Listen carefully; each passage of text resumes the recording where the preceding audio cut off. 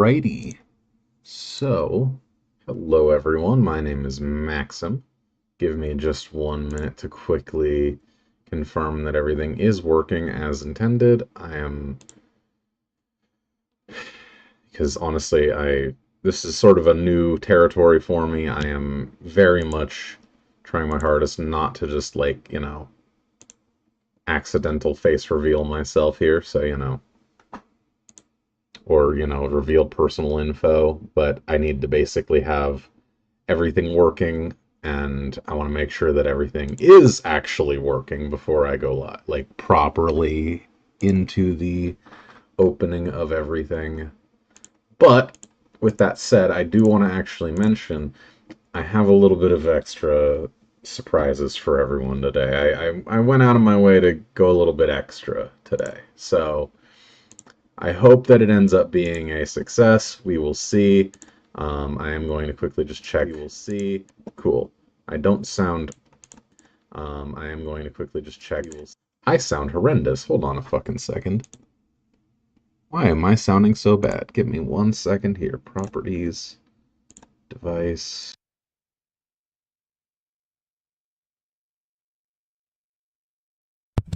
So that makes perfect sense. I just realized that it was using my new camera's microphone, so I probably sound so much better now. Thank you very much. Um, anyway, while I'm hawking over my see.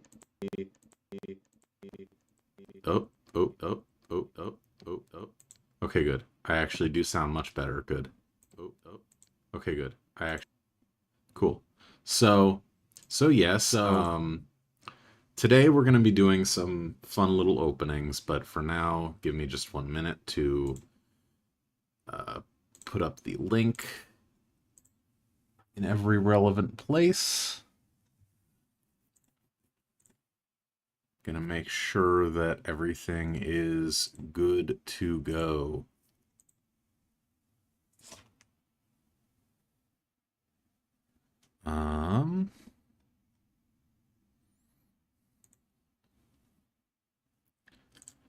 So let me see here. Da, da, da, da, da.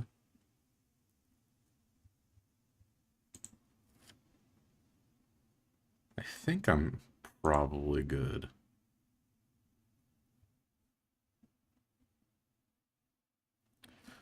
Just gonna tweet out the link one more time here.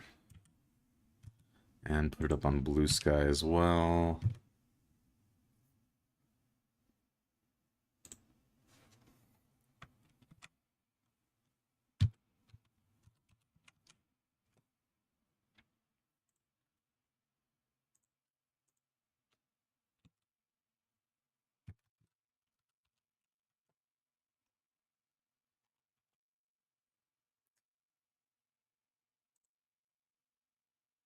Okay, good. Good, good, good, good, good.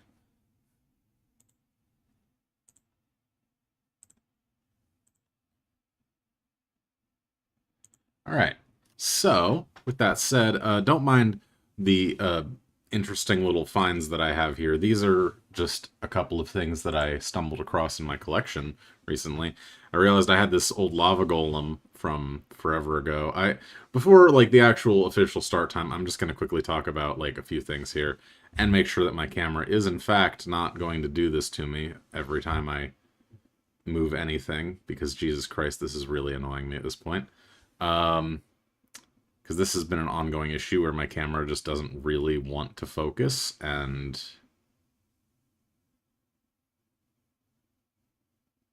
come on. Come on. Come on. Come on. Okay, I'm gonna lose my mind.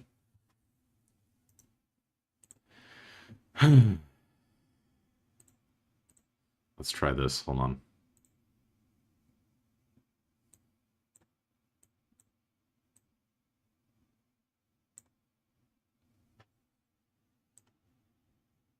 Oh, good lord, what have I done?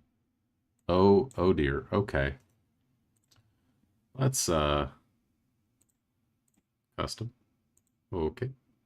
Okay. Okay. Oh, okay. Oh, okay. Okay, mm, mm, mm, mm, mm, mm. Wow, I've managed to completely fuck something up here somehow, some way.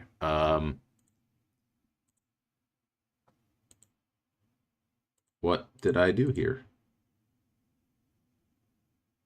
Um,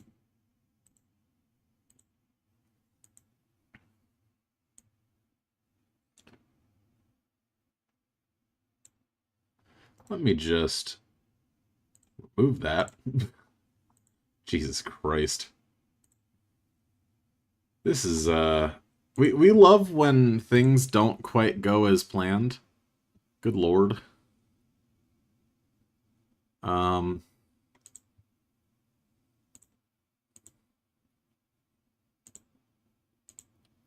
is that going to work? The answer is yes, kind of. Not thrilled about the fact that it just sort of reset. You know what? Fuck it. Device default. I think if I just set it to device default... Oh, that's actually really terrible. Good lord. Yeah, we're gonna... Oh boy. Oh boy.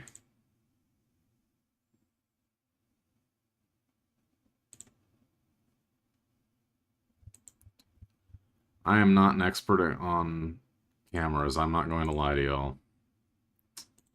So, forgive me for the jank. The absolute jank that is this stream so far.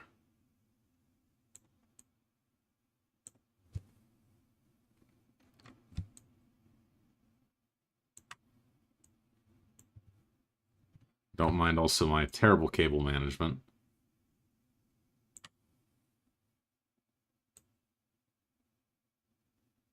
Oh no. Oh no. Never mind about that. We're going 1920 by 1080. Oh boy.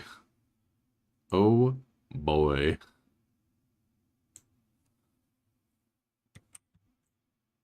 We love that this is just like the most unbelievably jank that I've ever like had to deal with. Yes, my favorite. Jank. Yep. Alright, well, I thought this would be fine, but apparently, does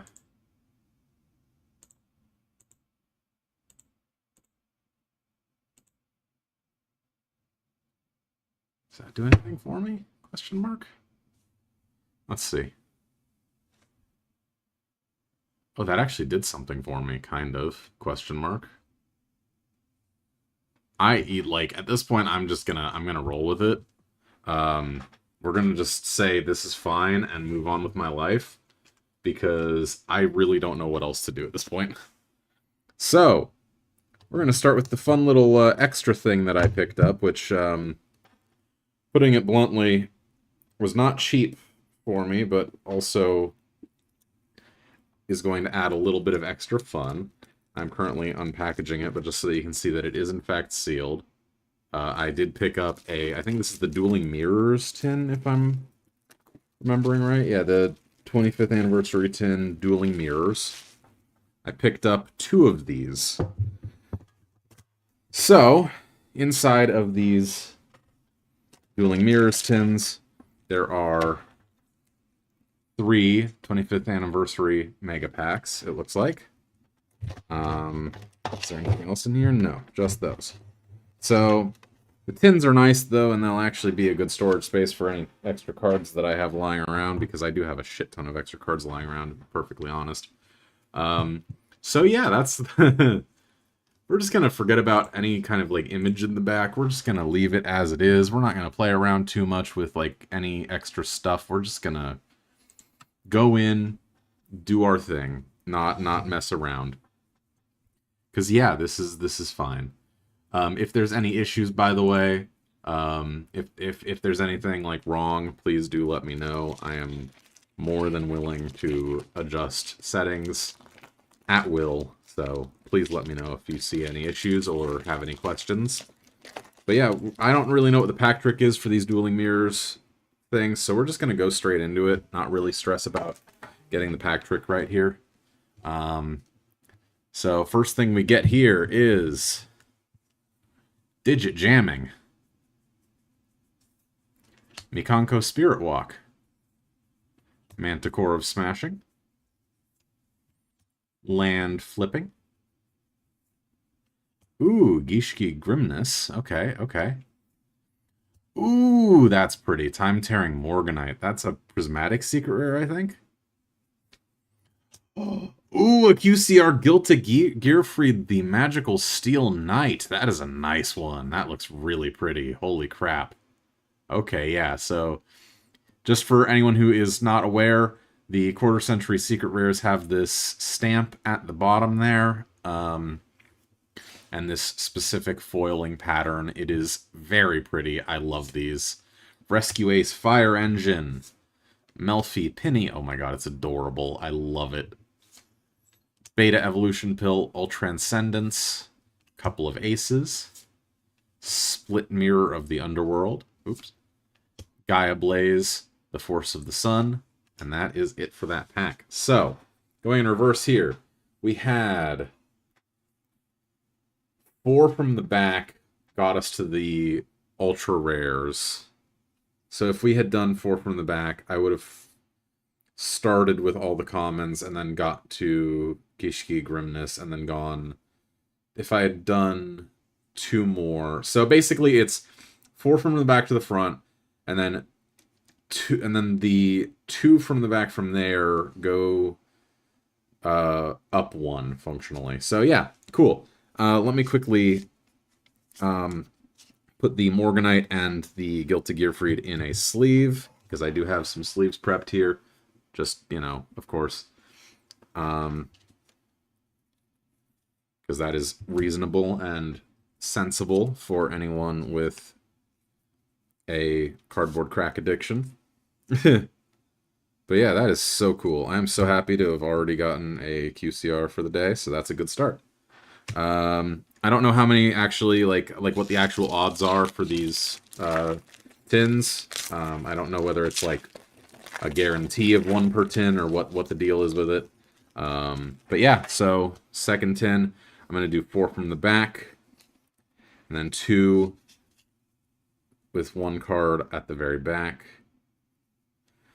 So, next pack we have... Focus up, come on. Come on. Focus up. Really? I'm gonna lose my mind, brother. Okay.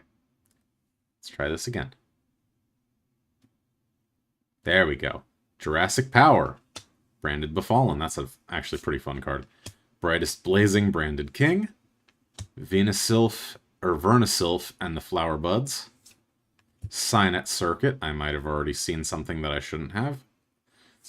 Synchro Overtop. Amaze Attraction Thrill Train. Moisa Knight, the Comet General. That's actually kind of sick. Pearly Happy Memory. Junk Warrior. Ooh, that is cool. I love Junk Warrior. Time to Stand Up. Tyrlance Perlegia. I have a friend who is building tier and would love this, so... And Crystal Beast Ruby Carbuncle QCR. That is fucking adorable. Oh my god. Alright, that's getting sleeved right away. But yeah. So that is 2 QCRs so far. I'm assuming at this point maybe it might be 1 per pack. I'm not 100% sure. But yeah, let's see what we get out of this last pack. And then from there, we'll open 1 more of these tins. This should be a relatively long stream as well, so just FYI for anyone who might be watching this in hindsight, you may be here for a while if you want to catch the whole thing. So,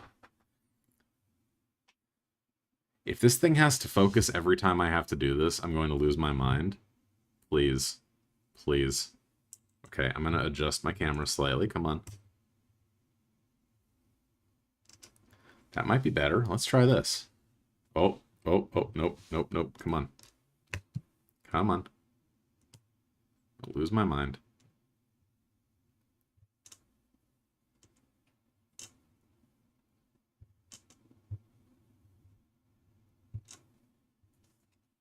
Okay.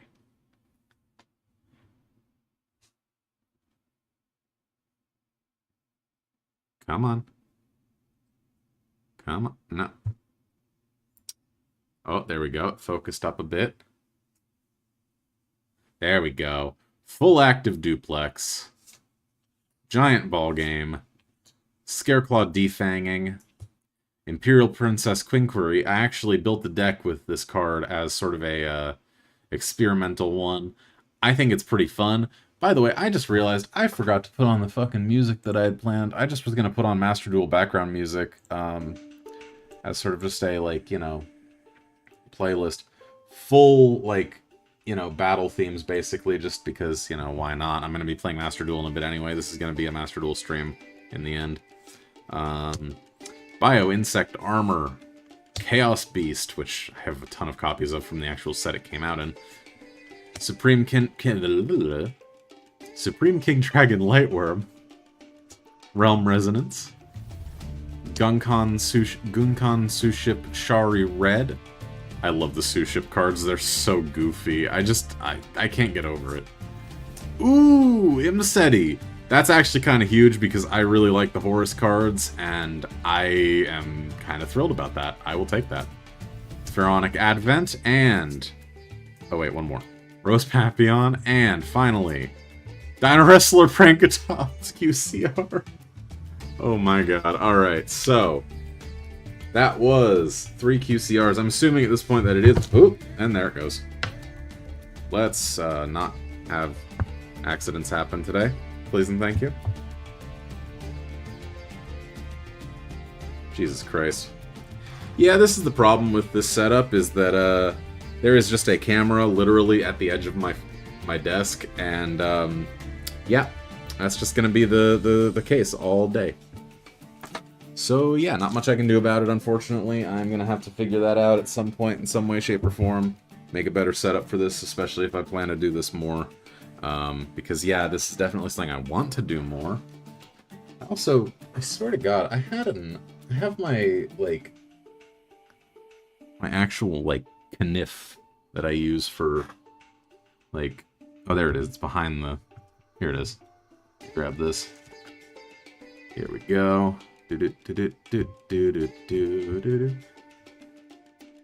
This thing, by the way, so this is a knife that I bought at a gem and mineral show. It is a beautiful, beautiful Damascus steel knife. I love this thing to death. It is amazing. I'm just using the basically the there's like a thumb like a finger guard at the base of the actual blade. I'm using that to sort of just pull the plastic wrap off. When it actually comes time to open the box, I'll use that to actually cut the box open. So the only other card that I really want out of this Dueling Mirrors tin that I'm aware is in here, to be perfectly honest, would be if I got like one of the obvious classic cards, that would be awesome, right? Like, I would be thrilled to get one of the classics, but realistically that's not gonna happen. So we're gonna just assume best thing I'm gonna get today is gonna be probably that Gilta Gearfried. That's probably gonna be like the coolest thing. But yeah, who knows? I mean, we'll see. It really just depends on luck. And I am not known to have a ton of that, so again, we will see what happens. But 1, 2, 3, 4, and then 1, 2 with the one from the back. There we go. Alright. So we're starting with full active duplex again. Come on, focus up. I'm gonna lose my mind. Okay, okay, no. We're gonna let it do its thing again for a second here. Here we go. Well, let's try again. Let's try again. No. No. No. Really?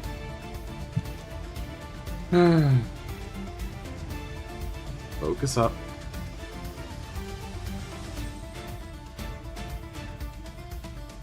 I'm gonna lose my mind. There we go. Okay. New World Stars. Ice Jade Manifestation. Infinite Antlion. Digit Champion. Maze Attraction. Thrill Train. Manticore Smashing. Daidara Bochi. Looks kind of ridiculous, but I love it. Okay. You know what? Sure. I'll take it. I needed that to pair with Imseti anyway. And Nini the Mirror Mikanko. I'll take another Horus card. Shoot, why not? And number F0, Utopic Draco Future. Hello. Alright. That works for me.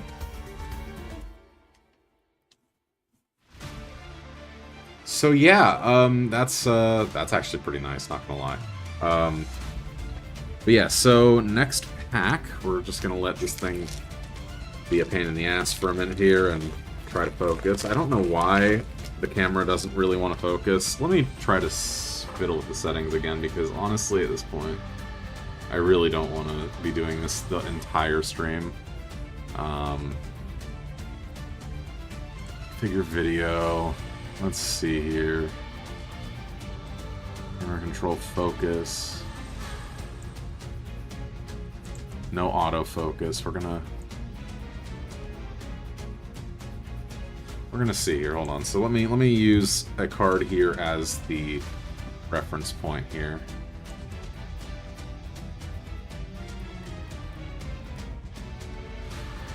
Okay, that'll work.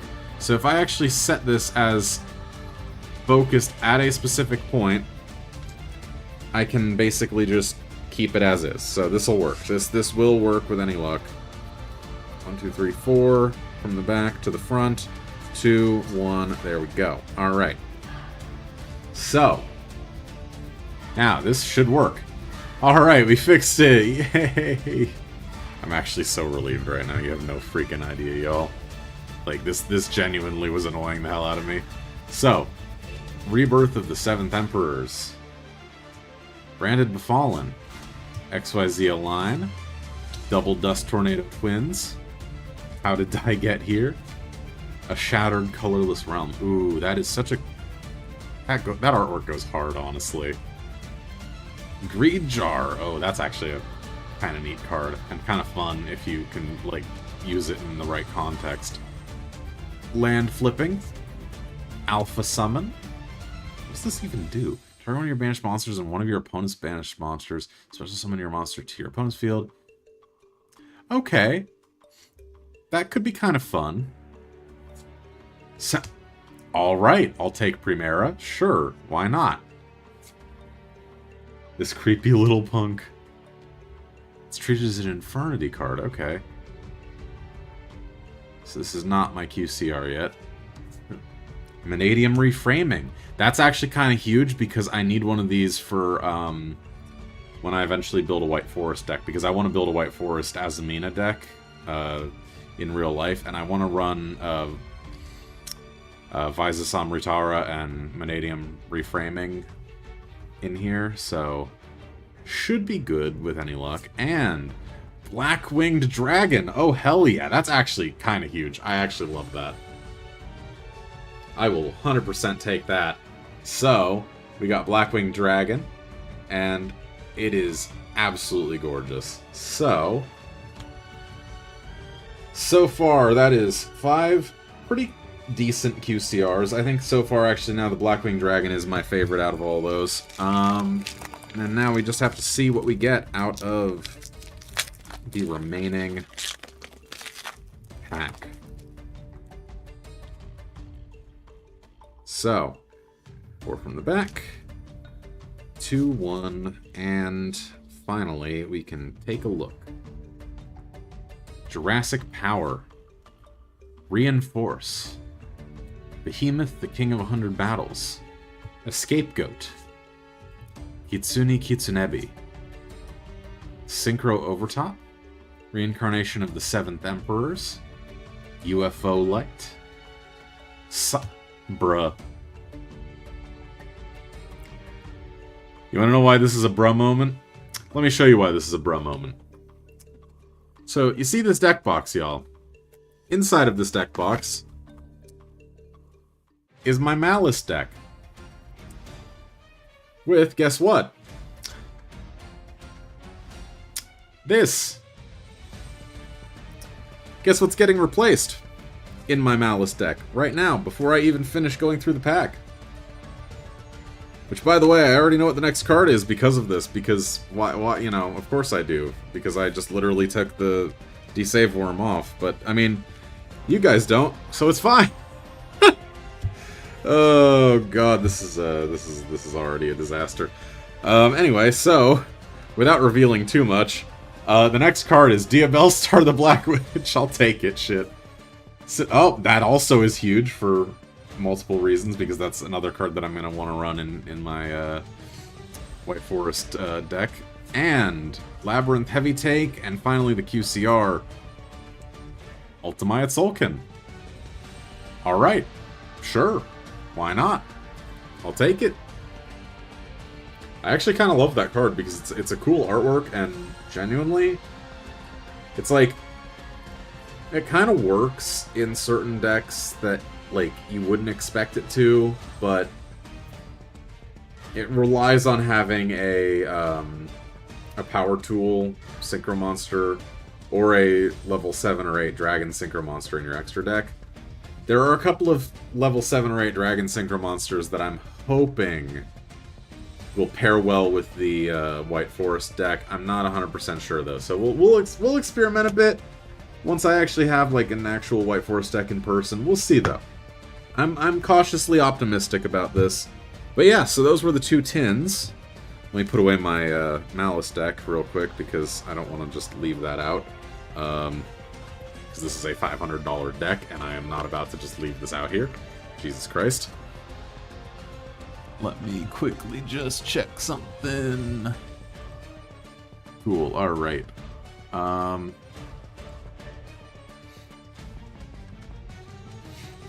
So yeah,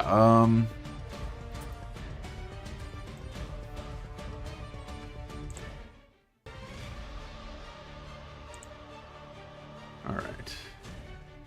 Just making sure that everything is running smooth so far. And we are good to open what we came here for. What we're here for. The Supreme Darkness Booster Box. So, let's fucking go. So we're, I'm gonna be real with y'all. I already opened a Supreme Darkness booster box. I already have a whole box under my belt here. So I already know a fair number of the cards in this set. I'm not gonna, like, you know, sugarcoat the fact that I'm not expecting this box to be better than the box that I opened already. Now, the reason I say that is something for everyone else to find out, because I'm also announcing that I'm going to be releasing YouTube Shorts of each pack of that box. That box, I spent, basically, you know, the whole time opening it, I recorded approximately 45 to 50 second YouTube Shorts that will be going up. 5 of them will be going up tonight. The first one is honestly complete garbage, I'm not going to lie to you. I didn't realize that all of them are garbage, but let's be real. It's because I didn't realize that my phone camera was terrible, for one, on the first one, because it had flour on it.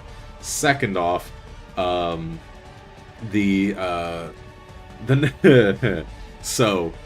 put it bluntly, I didn't plan very well, and didn't think about the fact that the mic quality was going to be complete shit. So, the mic quality is complete shit, let's be real. But yeah, so now that we're on to the Supreme Darkness opening, I want to shift things around a little bit here.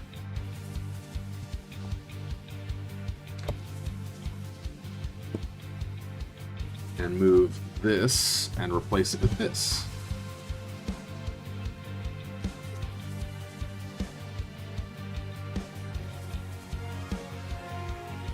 So, we're gonna take all... Actually, you know what? No, we're not doing it that way. We're gonna do this the correct way here.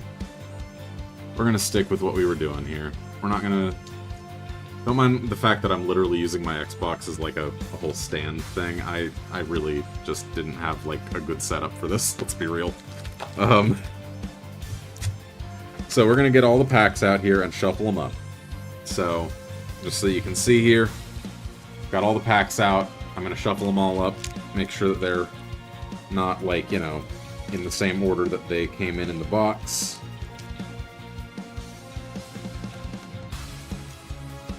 Alright, so, with that said, let's get started here. First pack. The pack trick is 4 from the back on this as well, so 1, 2, 3, 4. And we're going to talk about some of the new cards in this set. We're going to talk about whether I feel like there's a real, like, meta place for them as I sort of go through this. I will say that the Materiactor cards I feel like could be good in the right context, but right now they're just not really meta viable. But first things first, let's get into the actual opening of these cards. So, Materiactor Critical, Evil Hero Darkest Night, Lightstorm Dragon, Grand Knight of the Red Lotus, Light Force, Speedroid Colonel Clackers, Crystron Cluster, Sinful Spoils of the White Forest, and Abysstrite, the Atlantean Spirit. I wasn't sure if that was the last card, I'm not gonna lie to you. That's why I sort of, like, hesitated for a second. But yeah, so I want to start by saying I am a big fan of the fact that they're giving more water monster support and sea serpents, aqua, like frogs. Like there's like with the Quarter Century Bonanza, for example, they brought back a lot of frog cards that I felt like just had not really been meta relevant, and I feel like you can now build actually fun, wacky rogue decks that just revolve around, you know, frogs or other aqua and sea serpent and water monsters. I think it's a possibility now with some of the new supports that are being added with new sets. So, Primite Scream. That's another archetype that I think could be meta relevant. I don't really know for sure, but we'll discuss that at the end of this opening. Shadow Severing Strike, this card, I will actually pause for a second and say, I think this card is really good. And I actually run one copy of this in my Malice deck, specifically because it can work with pretty much any of the Malice cards, right? So, like, if I, for example, banish a trap, I can banish one of my opponent's monsters, and it doesn't target. It's a non-target. So I can banish a monster on the field without targeting it, right? So that is kind of strong in the right context, and I think this is actually going to see genuine play in Malice. But I could be wrong, I really don't know. I find it to be an interesting card. Azamina FS. Also, I just need to point out, goddamn gorgeous artwork. Like, holy crap. All of the White Forest and Azamina cards are just so beautiful. I love them. If anyone wants to fund my crippling addiction to the Azamina and White Forest archetypes, I would be happy to receive donations towards that endeavor. And, yeah, so, just let me know, please. Hydrojet Shark, Beast of Talwar, the Sword Summit, Hydor, the Base of All Things, Gladiator Beast Dareos, Flavian, Colosseum of the Gladiator Beasts, and Argostars, Swift Capane. Argostars, so that's another one that I want to talk about real quick. Argostars, I feel like it could be really good, but, at the moment it sucks ass. Let's just be real. It does not have a lot, like, I feel like as a support archetype, you could use it in a warrior combo deck, maybe. Like, for example, warrior monsters you control cannot be destroyed by battle while this is face up in the spell and trap zone. That basically is just a blanket coverage for any warrior combo deck. I feel like you could run this with, like, Flame Swordsman Infernoble, to decent effect. I really don't know for sure, though. So, again, this is speculation on my part. I would have to actually do the, like, testing. But I feel like this could actually see some viability in a Flame Swordsman deck / Infernoble Flame Swordsman deck. And yeah, that's just my thought process on it. I think that those are both a solid set of archetypes that deserve a little bit more support. So let's get into the next pack here. Oh, that's another one here. So Mitsurugi Prayers. The Mitsurugi cards are definitely going to see play. I've already seen people running Mitsurugi Ryzeal, which terrifies me. Dark Supremacy, like the Diabell. Arcana Spread. I can't believe Arcana Force got fucking actual new support after all this time. Like, holy shit. Arcana Force 19, speaking of, the sun. Evil Hero Infernal Rider. Curse of the Ancient Turtle. I love this card. It's hilarious, and I will explain why in a minute. Drangle, Dragon of the Dark Deep. Fiendsmith Kiri. Alright. So that is a card that I think, honestly, I don't really know much about the Fiendsmith archetype. I haven't really experimented with it in Project Ignis much myself. I am sort of waiting for it to come to Master Duel before I experiment with it. I know it's just insanely good. I don't know whether this trap is actually viable in any way, shape, or form. I don't really pay attention to current meta decks beyond Malice and Ryzeal because I literally just got back into the meta with crossover breakers. So, yeah. The only reason I even got into the meta at all is dumb luck that I opened the most expensive Malice cards and decided to just build a deck, so, you know. I said, why not? Fuck it, we ball. Alright, so next pack. High Speedroid Glider number 2. Primite Scream. Azmina FS. Hydrojet Shark. We're going to be seeing a lot of duplicates, let's be real. Delta of Invitation. Ween. Spirit of Treats. These are fun. These are fun cards. DD Post. My dog might bark. Speedroid Clearwing Wonder. And Magistus Chorozo. That is a Spellcaster Fusion Tuner effect.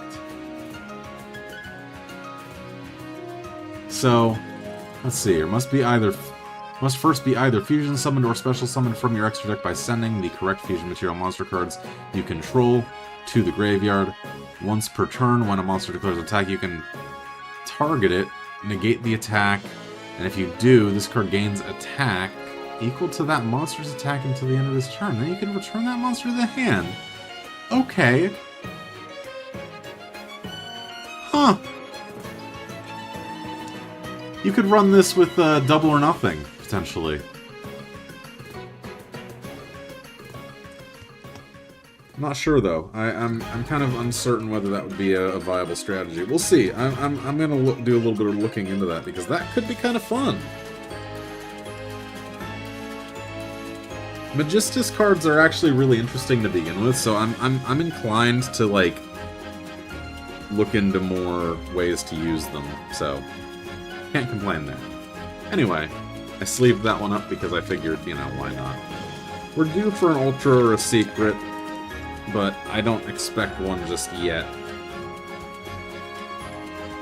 Maybe in a couple of packs, let's see. So, next pack here, Materiactor Critical, High Speedroid Glider number 2, Mitsurugi Prayers, Primite Scream, Speedroid Clearwing Wonder, Template Skipper, Play the Diabell, Ween, Gladiator Beast Claudius. That is a beautiful card, by the way. Gladiator Beasts, I will say, I don't really know much about Gladiator Beasts, but the fact that it requires 5 Gladiator Beast monsters is kind of nuts. So, you know, just casually throwing that out there.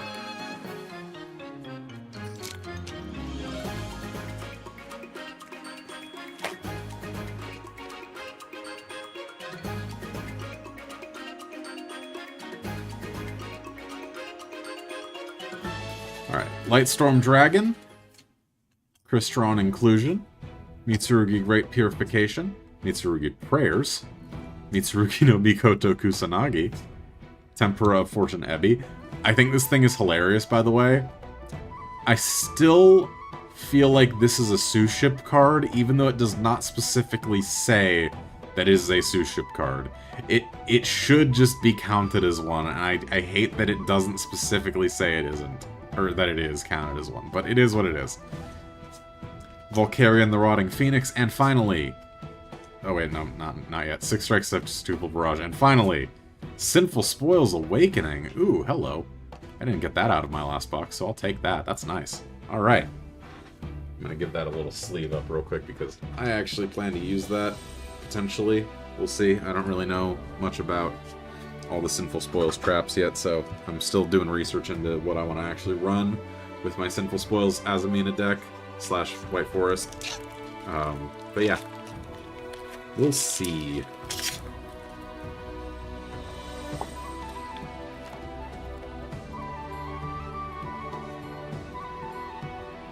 No ultras, no secrets yet. We'll see what we get, though. Minimalian. I think this one's cute as hell. Crystron Elaskeletus. Like the Diabell. Arcana Force 5, the Hierophant. Okay. Arcana Force 19, the Sun. Sinful Spoils of the White Forest. DD Post. Triangle, Dragon of the Dark Deep. And Otonari Thunder. Ooh, okay. So... Huh. So it's a Thunder XYZ support. Interesting. Very interesting. Alright, well, so far pulls have been not particularly amazing, but kind of fun. Some interesting stuff so far. You know, I'll take it. So, we'll see what we get by the end of this. Goddess of the Two Sides, coin flips. That's another thing that they've added support for. And normal monsters, too. I don't know if I've already said that, but... Mitsurugi no Mikoto Saji. Halloween, which basically is just a tutor for, if you play Magic, a tutor for Hallow and Ween. Speaking of which, we haven't gotten Hallow yet. Grand Knight of the Red Lotus. Crystron Cluster. Beast of Talwar the Sword Summit. I fucking hate this card so much. Materiactor Zeptwing. There we go. I actually managed to pronounce it correctly. Lavian, Colosseum of the Gladiator Beasts. And Penny Spirit Mulla Adhara. And it has a little ding on the top there. Oh well. Not much you can do about that, unfortunately. But that is our first ultra rare, and that is sick. So, yeah, that is nice. Alright, so we're gonna put that in a sleeve real quick. We're gonna put that in with the Blackluster Soldier and Lava Golem. We're gonna slowly build on that pile there. So anyway, next pack. 1, 2, 3, 4.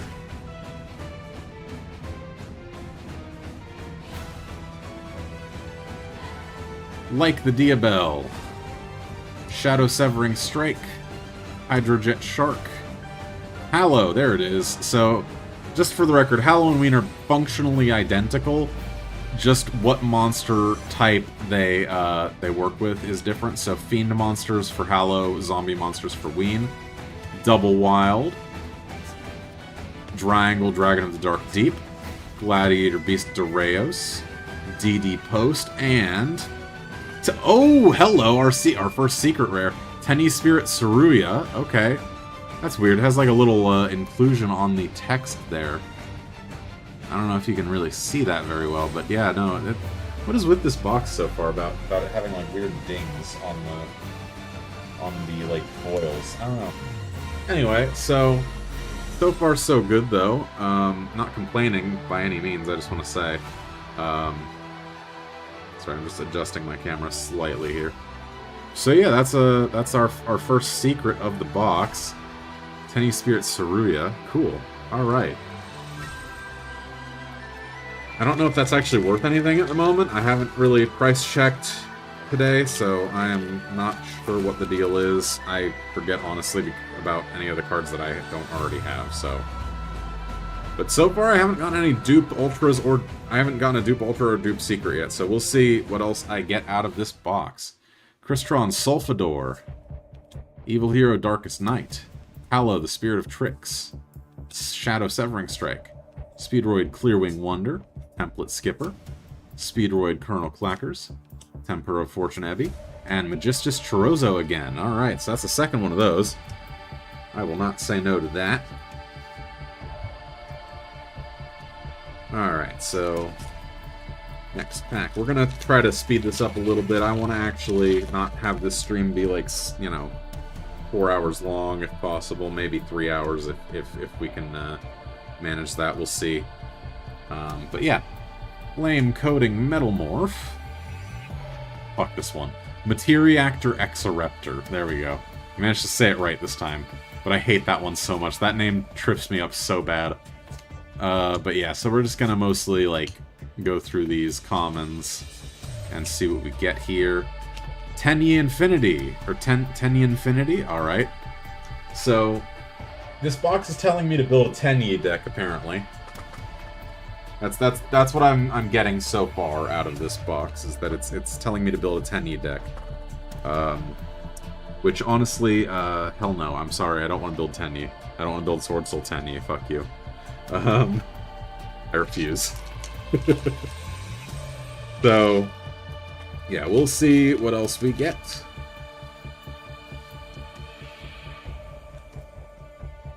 Two, three, four.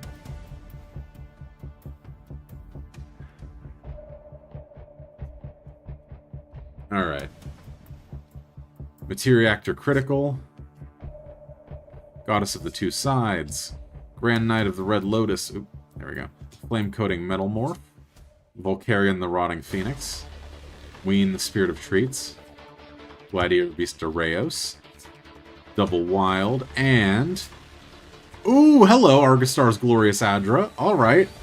So, basically that means that we're not getting any other super or secret rares at this point. So, we're not getting the Mole Charming Meowls, or any of the other relevant secret rares that I actually really wanted, but that's fine. I am not even mad, because Argostars actually looks like it could be kind of fun to experiment with as a splash archetype in other decks. So, I will take it.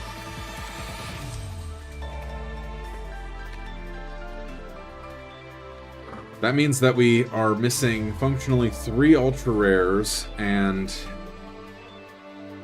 we've already gotten our secrets as far as I'm aware, so I think that's it.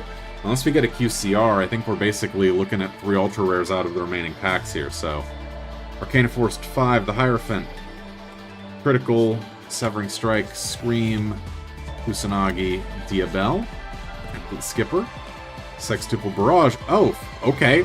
And Fiendsmith's Rex Tremende. There it is. So there's one of our ultras. Yeah, so that just happened. Cool. Alright, so that is actually kind of neat. I will take that 100%. Not going to complain about a Fiendsmith fusion monster. Yeah. So, hell yeah.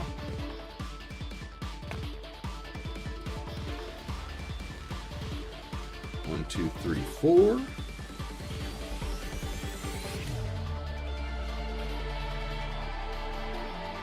Grand Knight of the Red Lotus. Evil Hero Darkest Night. Mitsurugi no Mikoto Saji. Flame Coating Metalmorph. Let me quickly get this notification out of the way. Okay. Volcarion the Rotting Phoenix. Materiactor Zepwing. Sinful Spoils the White Forest. Arcana Force 19 the Sun. Ooh, hello! Are we just gonna get all these in a row? Oh lord. Please tell me no. Goblin Bikers Gone Bonkers. I'm pretty sure this one's actually got some value to it at the moment as well. So that's actually kind of neat. I will 100% take that. But yeah, so... we're looking at now... let me see here. We're looking at maybe one more Ultra, right? Yeah, I think one more Ultra, and that would be it, probably. So, I've got currently 1, 2, 3, 4, 5, 6, 7, 8, 9 packs left here. Including the one I'm currently opening. 1, 2, 3, 4.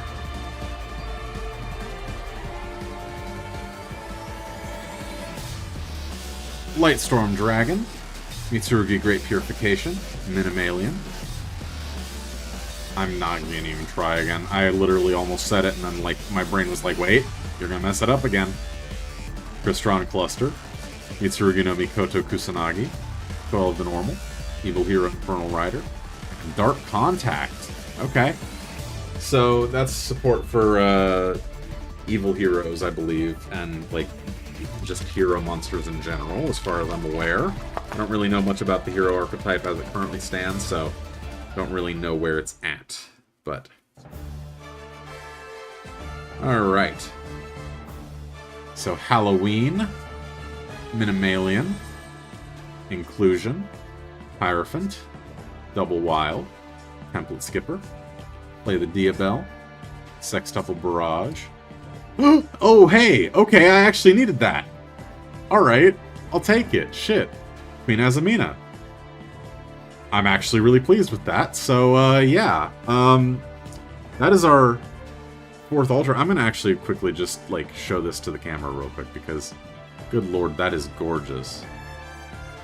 That is, like, actually gorgeous. I love that so much. Anyway, so yeah, we're gonna get into finishing these packs, but I'm not expecting anything out of the remaining 8 packs at this point. Wait, 8 packs? Did I miscount? I think I might have miscounted. Oh well. It's fine. I have 8 packs left. We'll see what we get. If I get a QCR or another, like, Ultra or Secret, I will be thrilled, but I am not expecting anything, so we'll see. But with that said, Lightstorm Dragon, Inclusion, Great Purification, Prayers, Kusanagi, Ebi, Volcarian. Wait. Funny little misprint right up there on the R. Interesting. 6 strikes up. I can't talk today, Jesus Christ. And Dark Necromancer. Alright, okay. More zombie support. I might actually build a zombie deck given that they've given me Hallow and Ween. Ween might actually be kind of fun to build a zombie deck around, who knows. They had that Master Duel event where Hallow and Ween both had like a trial deck you could run, which was kind of fun, honestly, so. Flame Coating Metal Morph, Crystron Sulfador, Goddess of the Two Sides, Elaskeletus, Hydor, Tempera Fortune Ebi, Colonel Clackers, Light Force, and Ripplebird. So I already actually got one of these out of my last box. I will openly admit, this is actually one of my favorite cards that I've seen so far. I think that this could be a really strong card in the right context. While all monsters you control are in defense position, your opponent cannot declare an attack, which, honestly, pretty strong in a stall deck, I feel like. So, I could see this being played. I don't know for sure, but I could see it being played in a stall strategy of some kind. So, just, you know, fair warning to anyone who hates stall. They're giving stall actual, like, new cards, basically, to work with, I feel like. This pack is hard to open, good lord. Must mean there's something good in it, I feel like. Although I don't know. Given that I've already gotten functionally all of my guaranteed, or my statistically guaranteed cards, I think that we're not gonna have much to expect here. But, you never know. I've seen weirder things happen, so. Another Argostars card, I will take it. That actually adds to the ability that I have to build that weird, like, package that I'm thinking of adding to any warrior deck, basically. You can see that working with heroes, technically. Like, proper elemental heroes. Alright, so we've got this pack, and then we've got 4 more packs left, so wish me luck, y'all.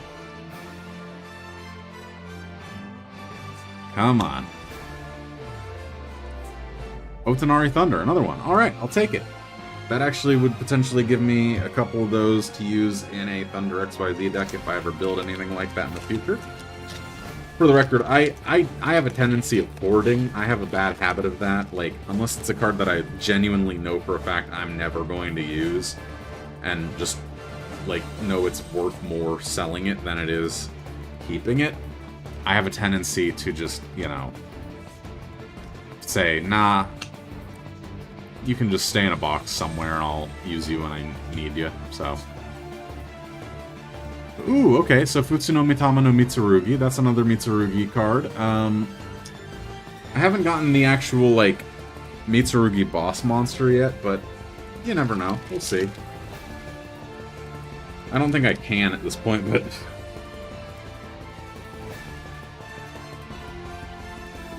Ooh, boy. Eloskeletus, Supremacy... Spread, Halloween. We're gonna sort of speed run through these because I'm not expecting much. Abyss Steam, that's another water support thing. Fish, Sea Serpent, and Aqua. That's the three archetypes that, or the three monster types that they've been adding more support for, which I think is kind of neat. But yeah.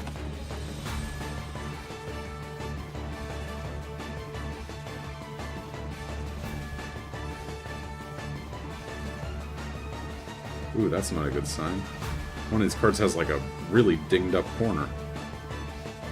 Goddess of the Two Sides. We're just not gonna even like name the things. We're just gonna go through because really at this point we've seen every card in the set as far as I'm aware that is a like common. Perform Pal Sky Magician Girl. Oh, that's cute. I love that. But yeah, so we've seen pretty much every card in this set that is a common, and we are on to our last pack. Literally the last chance for a QCR or an Ultra or a Secret. I don't think we're going to get one. I don't think it's going to happen. But you never know for sure.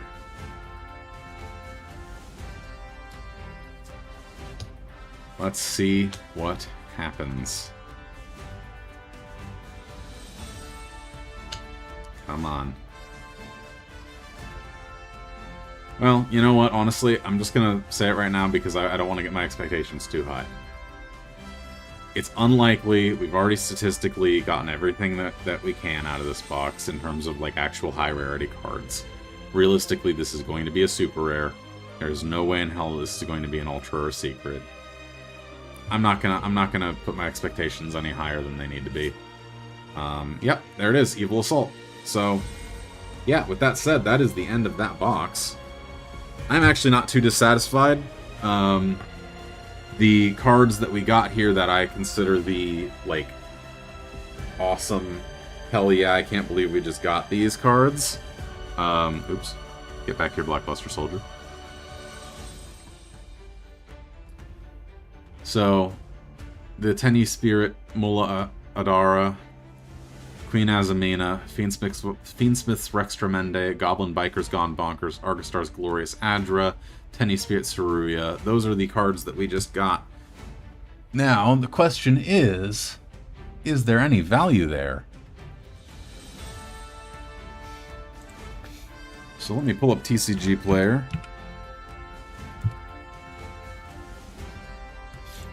And go to Supreme Darkness. High to low. So, the one card I was really hoping to get, honestly, was the new Link 4 that I cannot pronounce the name of, the Lightless Shadow one. I really wanted to get that, but it is what it is that I didn't. Realistically, at some point, I'm probably going to try to pick up more boxes of this set and open it, because I actually really like this set. I think that the cards in it are pretty neat.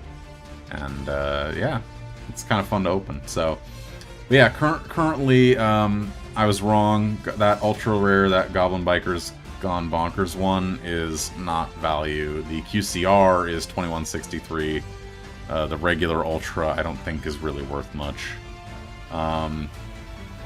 Just looking through here to see if we got anything. Glorious Adra, I think. Glorious Adra and Saruya are the two cards that we actually got that are of any value whatsoever.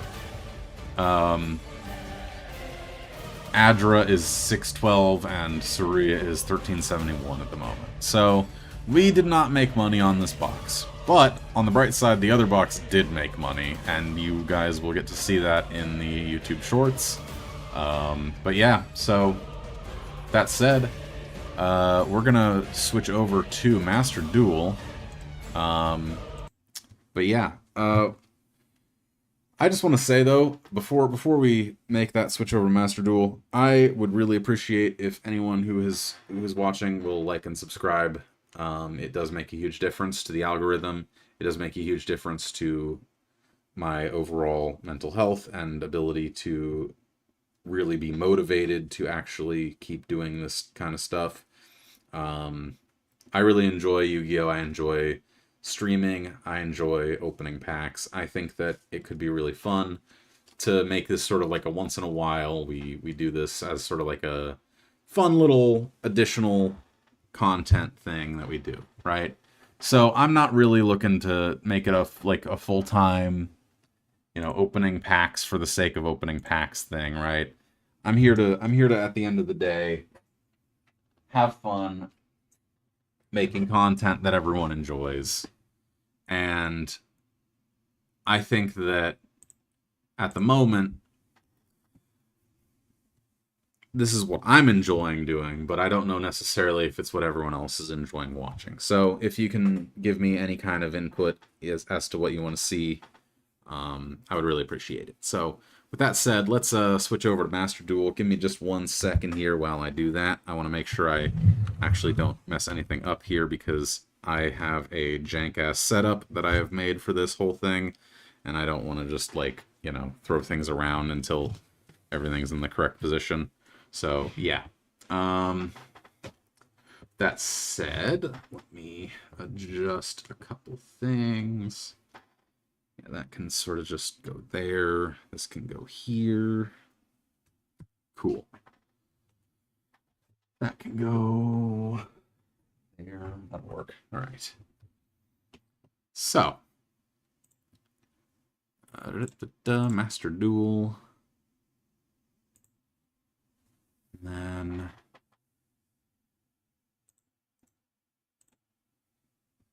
there we go. All right.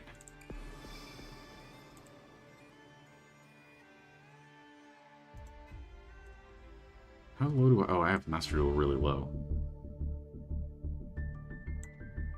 There we go. Alright, so...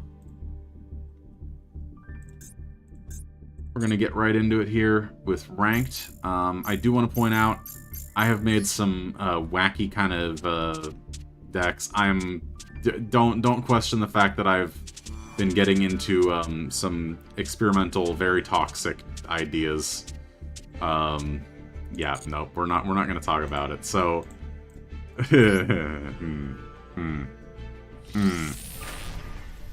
yeah, not going to talk about it. So, with that said, let me just adjust a couple things here. All right, so I've been playing this Runic Horus deck that's kind of honestly a bit cheesy. It's a going second deck that I just threw together mostly for trying to push a little bit and catch people off guard more than anything. It doesn't work great. I don't really like it, so I'm not going to run it tonight. But what we will run is this first. We'll run this Subterror Red Eyes Dark Dragoon deck, and I actually need to add one card to it because I did actually take out Nightmare Griffin. I want to add in... because I actually just straight up dismantled Nightmare Griffin so I could actually build something, which honestly, stupid choice, but it is what it is. I can probably get away with... No, I can't. I don't want to do that.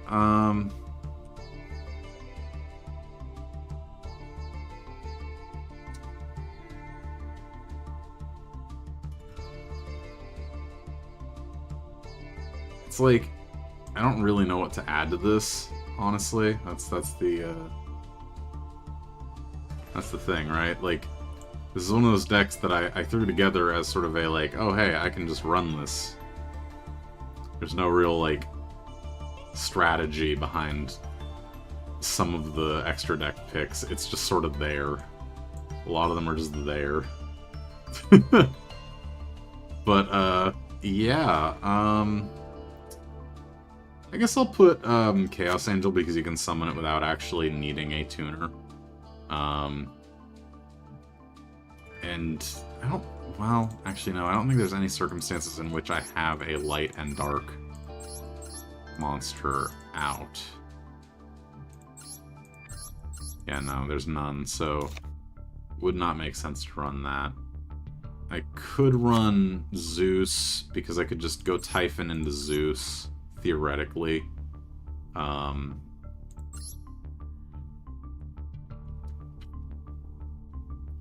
In a going second situation.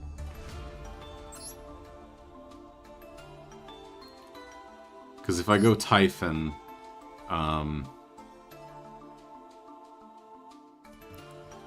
functionally I can just have that monster be the material, then Zeus has two because Typhon and the one material on it.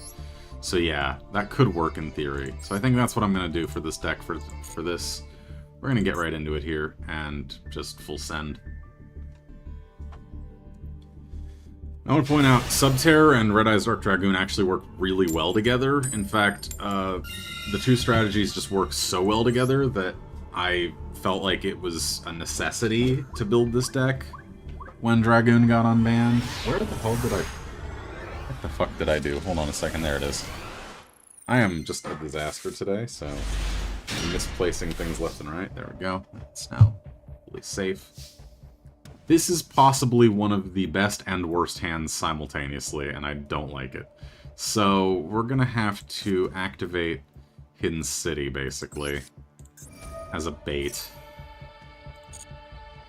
Okay, so the bait doesn't need to happen, apparently. I can add Fiendess. We're gonna set Guru. Activate this. Flip Guru to face-up defense. Guru activates. I'm going to add Final Battle. Set Final Battle. And end turn. So, functionally what this is going to do, right? I have a negate here with Fiendess. I can target one face-up monster I control, change it to face-down defense position. If I do, special summon one Subterror monster from your hand or graveyard. And that's if it's out on the field, right? But the one that actually matters is when your opponent activates a card or effect, you can send this card from your hand or field to the graveyard, then target one Subterror monster you control, negate the activation, then change the targeted monster to face-down defense position. So I can functionally flip my Guru face down, and right here I can just straight up say, no, you can't do that. I can negate this entirely, or I can just Ash Blossom it. I think what I'm going to do is Ash Blossom it because it is a search, and Ash Blossom may not be able to negate a actual ability. They might have a called by, which I could also negate here. So this is actually going to be a good point at which I can use Fiendess to just negate called by. And then at this point now, that flips my Guru face down.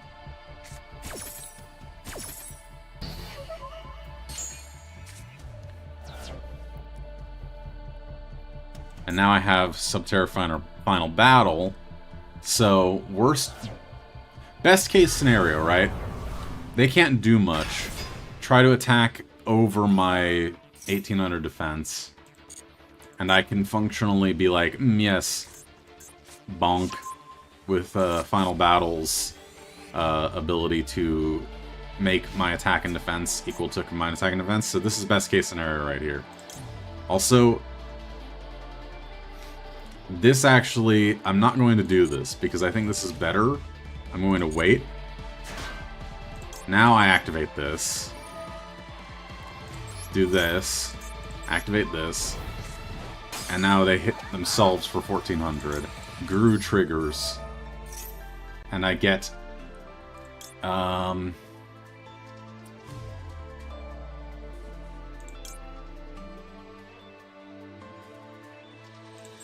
I grab Behemoth. Let's do that. That's how we're gonna play this. So, I think they might have just straight up closed. Nope, they didn't. Okay, I was about to say, if they closed the game, that would be sad. Jesus Christ.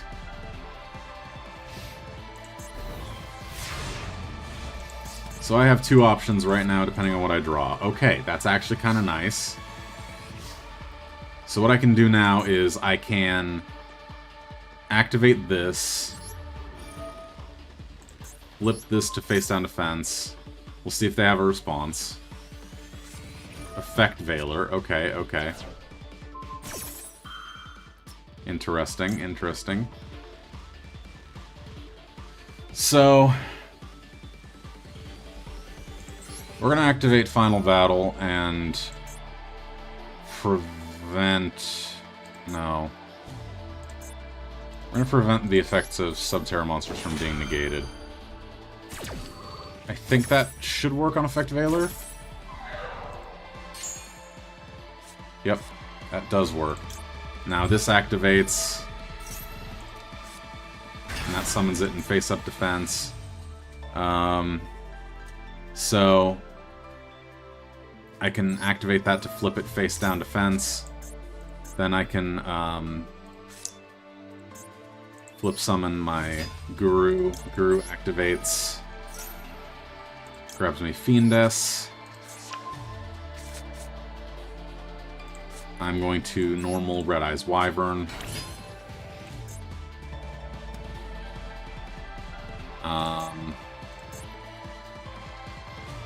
We're gonna go ahead and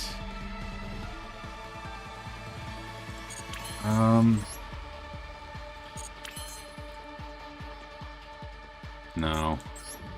We're gonna go ahead and Verte, because I think this is probably my best play here. So Verde Anaconda, pay 2,000, Red Eyes Fusion into Dragoon.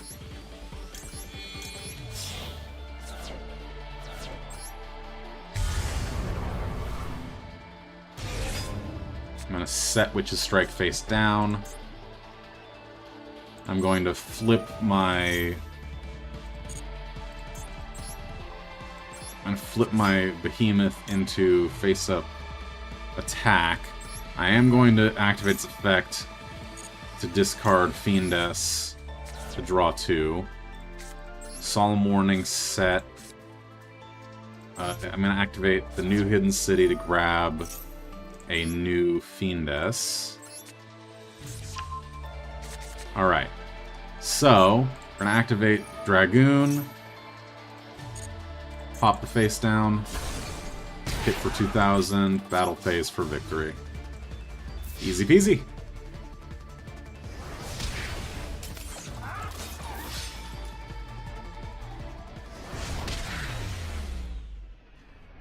Alright. So that's first game.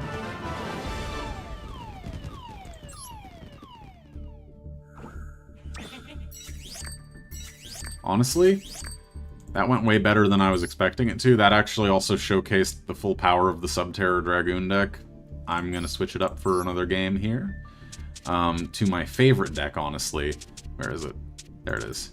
So Valmonica is another one that I really love, and you can splash Dragoon into it.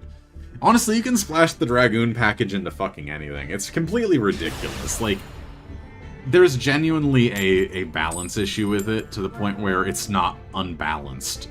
Because it's so unbalanced. So, yeah. We're going second. That's fine. Valmonica can manage going second. It's not ideal, but it can manage. And, you know, again, Valmonica is one of those archetypes that benefits a lot from being able to just sort of, like, get its whole setup done. So I'm hoping they don't have too much setup.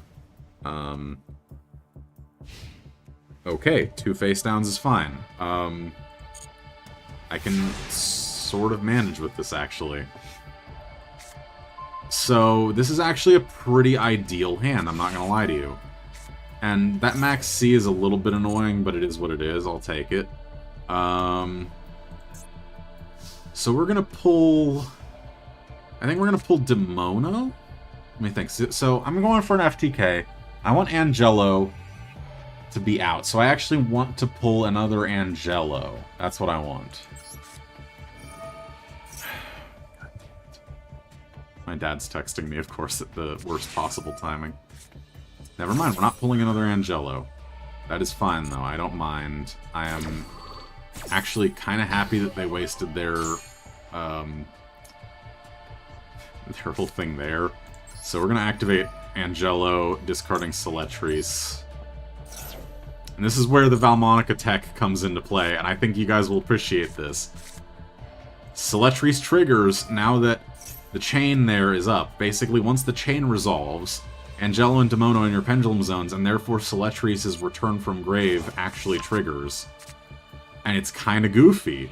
So you can actually then summon Celetrice.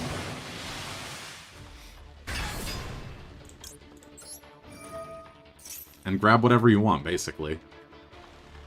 So let's see what they do. They don't seem to have anything other than maybe an infinite imperm, but we'll see what happens here. I'm gonna go Valmonica Invitare. I already have Celta in my hand. I'm going to pop Invitare first, see if they do anything.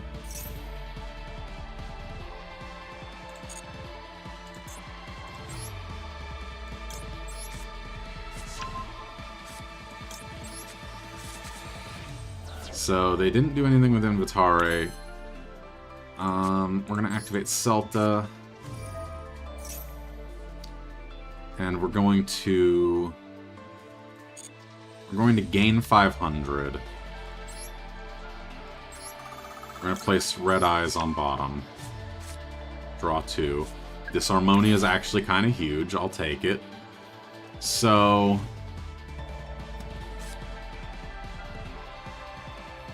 we're gonna first Pendulum Summon, though. So Demono and Angelo. They get one card to hand. That's all they're going to get for right now. We're going to trigger Demono. Banish Celta.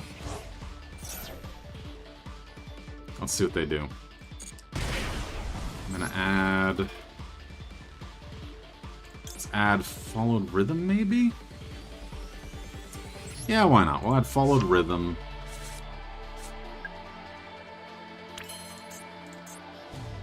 Then... Disharmonia. I should have actually added the other one. It is what it is, though. I'm really not too worried about it. We're adding Celta back to hand. We're going to hopefully be able to trigger something here. I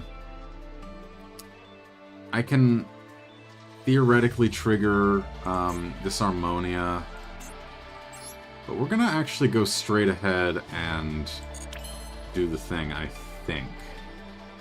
I think this is where I need to just go for it. But I'm gonna do one more here just to be safe. Give me a little bit more of a cushion of life points. See if they have a knee-jerk reaction. No? Okay, so we're going into it. So Duralume is the first one that we want to summon. So the moment we summon Duralume, now we see what they do. Okay. So far they haven't done anything. We're gonna go into Verte.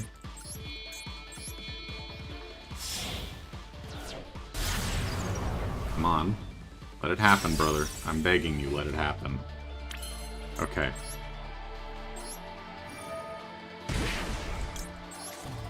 Red Eyes Fusion. Now this is where they're going to negate if they have one. Yep, there it is, Imperm. So I can still win, and the only reason that they lose now is that Duralume can attack 3 times. And I have exactly enough damage there to win with. So we're going to activate Duralume.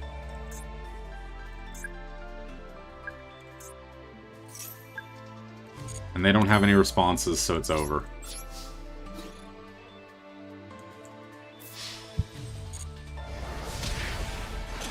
We're gonna hit them with the Verde first, just to add insult to injury. And there it is. That is why Valmonica is so much fun, because you can literally just go and say, nope, you tried to stop me, but nope, can't do that.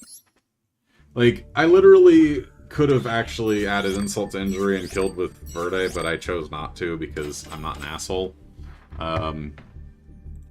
But yeah. This deck is... Oh, wait, no, I actually wanted to switch decks. But yeah, that deck is really fun and one of my favorites, easily. So we're gonna want to go with one that I haven't played in a while. Let's go with the Warrior Combo deck. Warrior Combo is weird. Oh wait, what do I not own in here? What did I remove? Oh right, I removed one of the Isoldas because I don't actually need 2 Isoldas. It doesn't, like, the actual combo in the deck does not need 2. Functionally speaking, you can get away with 1 and still be fully functional. I might as well just add Typhon and, you know, have a fallback. So I'm really not worried about it. I'm gonna just go into it. I haven't used this in a while, so I might be rusty and I might make a misplay. I will try until I get it right, basically. It's not like it really matters too much. Going first and going second with this deck are vastly different, by the way. Going first is honestly much easier, but going second, you can still set up decently and get a solid board, and potentially FTK. It's just a bit of a different, like, order of things that you want to go for. So, we're gonna go for Max C, first and foremost. And then also... I'm not too worried about that because I can Ash Blossom it. I'm really not worried.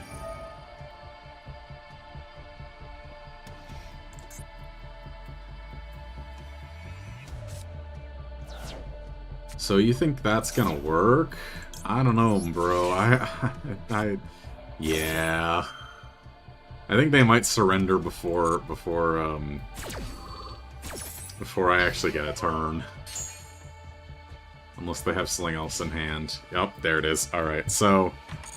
This actually might be awkward because I don't really have a good starter here. Yeah, this could be awkward. I should have let that resolve and let Max C have its turn, but, yeah, it is what it is.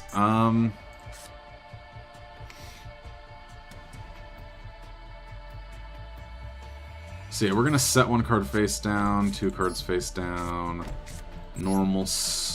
No, I can't normal summon that. That actually would just die. I'm gonna set it and end phase. That is awkward. Yeah. Didn't really have a play there, unfortunately. So we're gonna actually pop Max C again, because I have to, basically. That's really the only way to make this even remotely viable.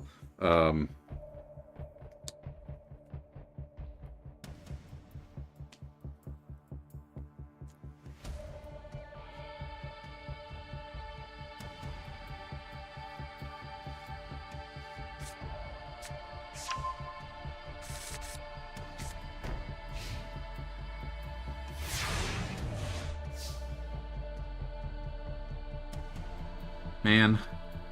What is this? What is this nonsense? Okay, sure. So...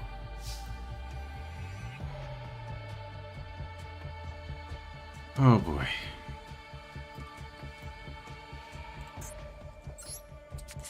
So...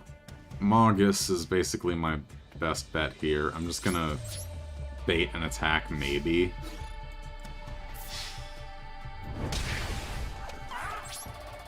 End phase. That's pretty much all I can do here. So, we'll see. We'll see what they do, but I'm not optimistic.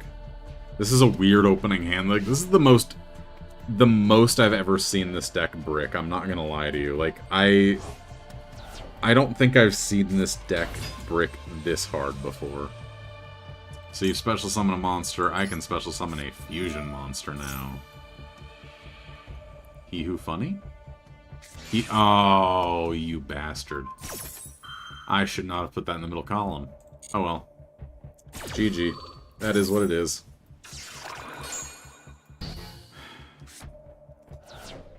So, yeah, that just happened.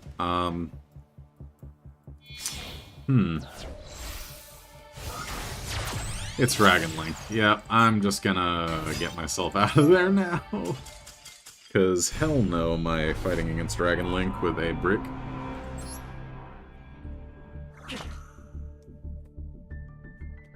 So yeah, this deck has never actually bricked that bad for me, so that was a novel experience.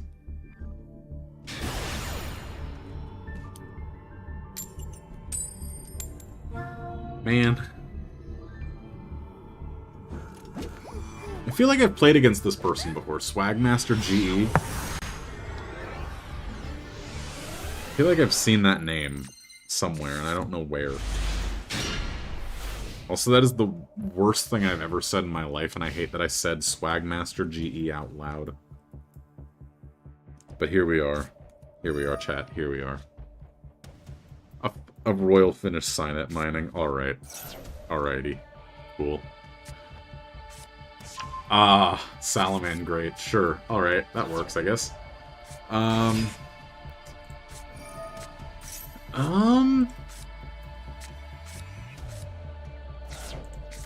Honestly, Gearfried's probably my best play.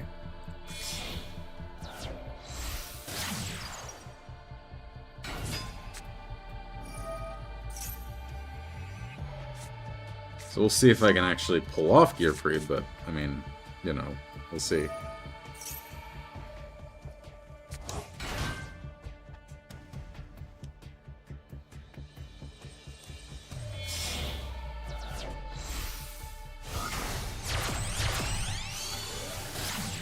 Sunlight Wolf, alright, alright. Also, if I have not been paying full attention, just FYI, if you can, like, you can see that I'm not looking at the screen, like, all the time. I have been basically sleeving up all of the cards from that tin that I hadn't sleeved that were, you know, Ultras or Secrets, because I hadn't sleeved all of them yet. But yeah, so... And really the only cards in that I was like, oh hey, this is kind of a card that I want to talk about at some point, is that Imperial Princess Quinquery, which I do have a deck that I can show you exactly why I wanted to talk about it. That'll be the next deck I play after I actually have a game where this deck actually runs, in quotation marks. But yeah, we'll see.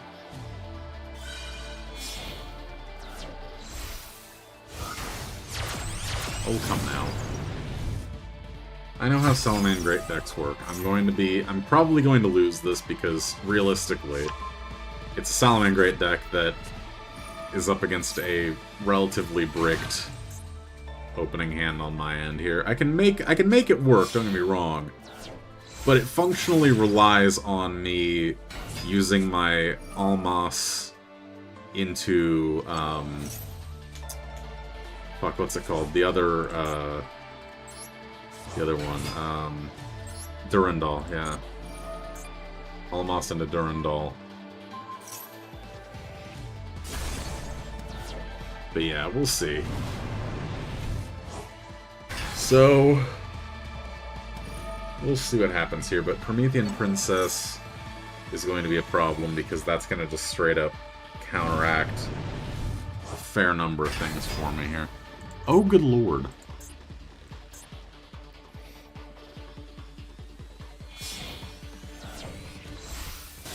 Yeah, so,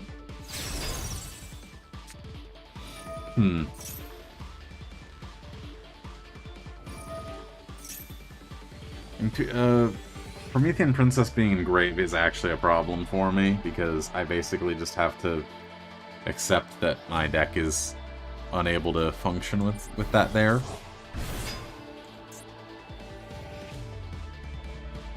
Yeah, I'm not sure I can actually win this. Huh.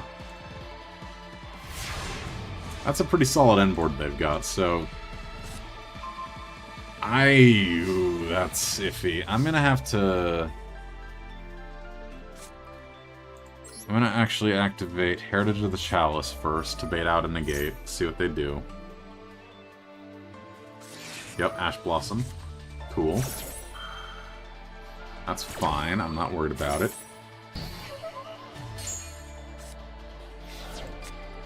So we're gonna activate Almas on Sunlight Wolf.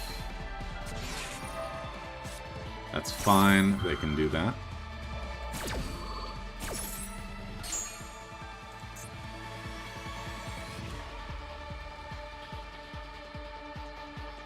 It has to be a monster I control, okay. So, I have to normal summon Fighting Flame. Let's see if I can get away with it.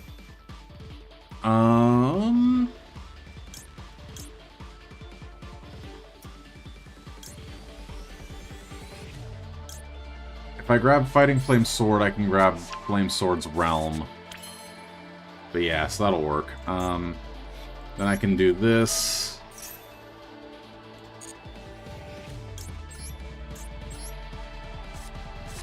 Durandal.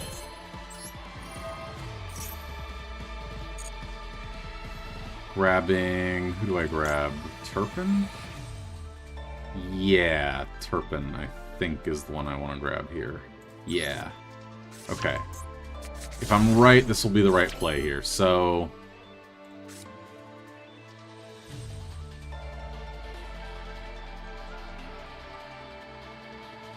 Yeah.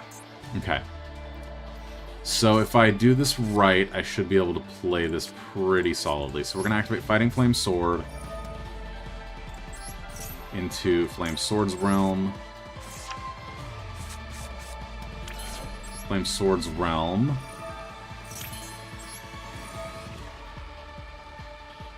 Send card from hand or face up field to the graveyard. So we're going to send... we're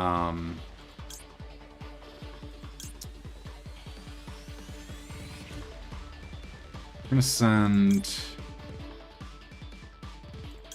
Ogier. Summoning Flame Swordsman. This is the first special summon I've done. Question is, are they going to Promethean Princess it? The answer is no. So we're gonna do this. Banishing Almas. Summoning Gearfried.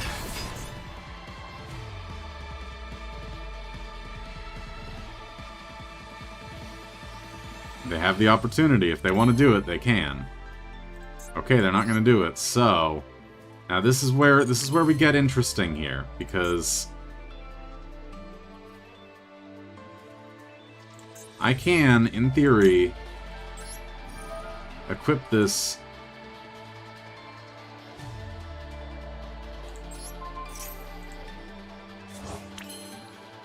there, and then I can special summon Turpin. I'm basically trying to bait out the negates if I can. And it's not happening, it seems. They really don't want to do the negates. Oh, effect failure. Okay.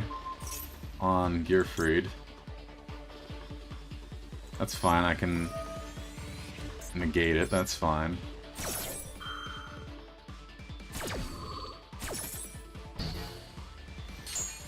I don't want effect failure to be a factor here, so we're going to go ahead and...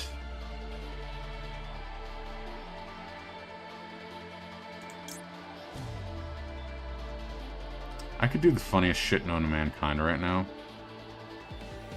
Nah, I don't want to do that. That would be so rude. So... right now we're in a weird, precarious position. I'm going to try this, though. So at the start of the damage step, if this card attacks, I can put one face monster on the field that's card. So, what I'm going to do is attack that.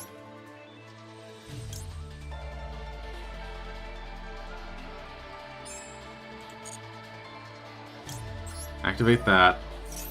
equipping that. Then we're going to go ahead and attack there.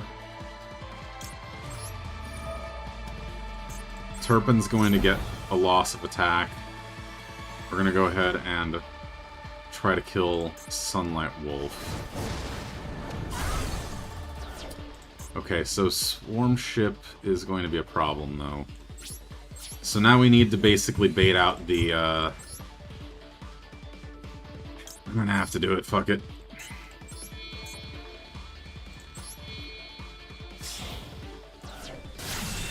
I sold.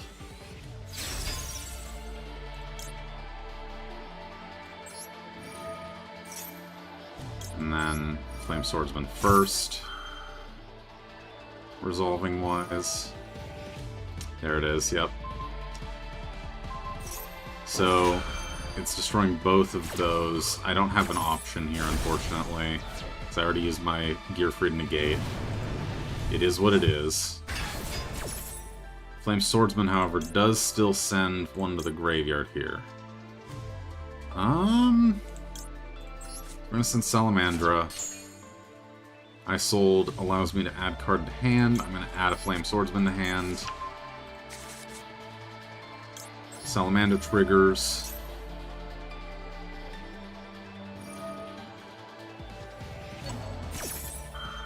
So Raging Phoenix also triggers. Oh boy. I don't know if I have the time to actually combo off here. This might actually be an L, but we'll see. I'm gonna try still, all the same.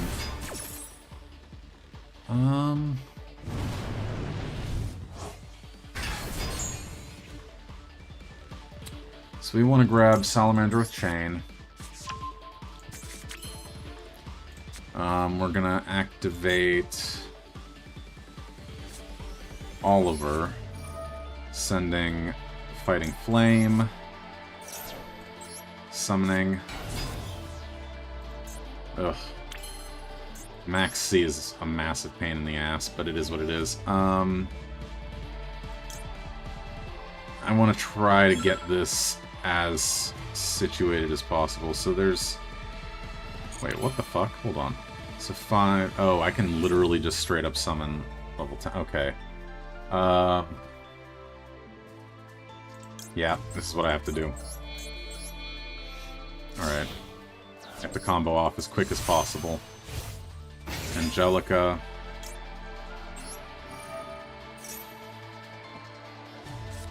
Effect Veiler. Okay, that's fine.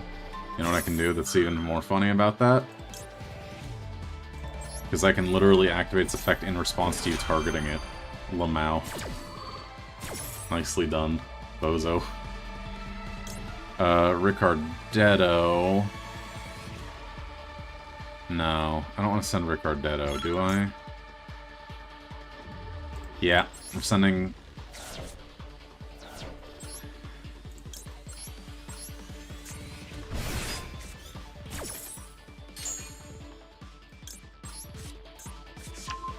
This is bad, dude. There's no way.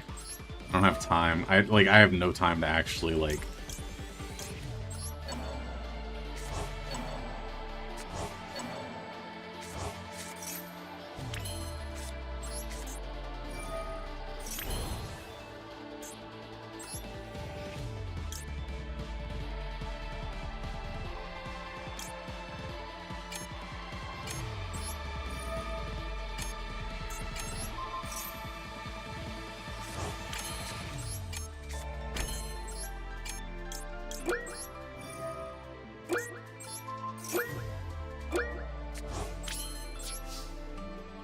Ooh. No! Damn it! I said cancel. No, how dare you? Oh, that's so rude. Shit. Oh well. Yeah, so that's the problem with the Warrior Combo deck. It's so complicated that it just takes way too long. There's no real way to play it in the current, like, state of it. It just is way too complicated for my own good. Shit, what What was the deck that I wanted to test? It was the, Wait, did I delete it? Was it this one? Yes, it was this one. Okay. So this is the stupid deck that I built that literally only works if I go first. So, just for some context, this deck is meant to quite literally FTK. And I am not going to be able to do it this time because there's literally no way. Unless they allow me to go first, but no, there's no way. So, I'm just going to have to surrender unless I get, like, some god hand that says, yes, give everything all at once. Yeah, no, this won't work. So, unfortunately, this is a surrender. I have to go first for this deck to run. Which, honestly, is the key flaw of this deck, among many. Because there are many flaws in this deck, good lord. There it is. Okay, so, we're going first, and please give me an opening hand that'll at least allow me to showcase what I want to do, generally. Like, the idea behind it. I have never seen a hand that bricked me this bad in my life. Like, actually, what the fuck? Okay, I can still at least showcase the thing that I can do, right? Let's see what they do here. If you infinite imperm my mother spider, I'm going to lose... Okay, you know what? It's fine. This deck just bricked me anyway, it's whatever. Gave me all 3 copies of Nunu. There's no way that just happened. That is so rude. So, you can already see the name of the deck, right? Horus Numeronius. The idea is you use the Horus engine and Mother Spider Splitter to quite literally just bring out Yugioh Invader to your opponent's side of the field, Numeronius to your side of the field. Yeah, it works if you go first and your hand doesn't fucking brick. Which somehow has now happened twice. Like, this right here could be a functional hand if Dark World Dealings works for me, but I'm going second, so it doesn't matter. And I'm just giving away free wins at this point, basically, so, you know. It is what it is. But yeah, so... At the moment, at the very least, I am sort of just sitting here on my own, it looks like.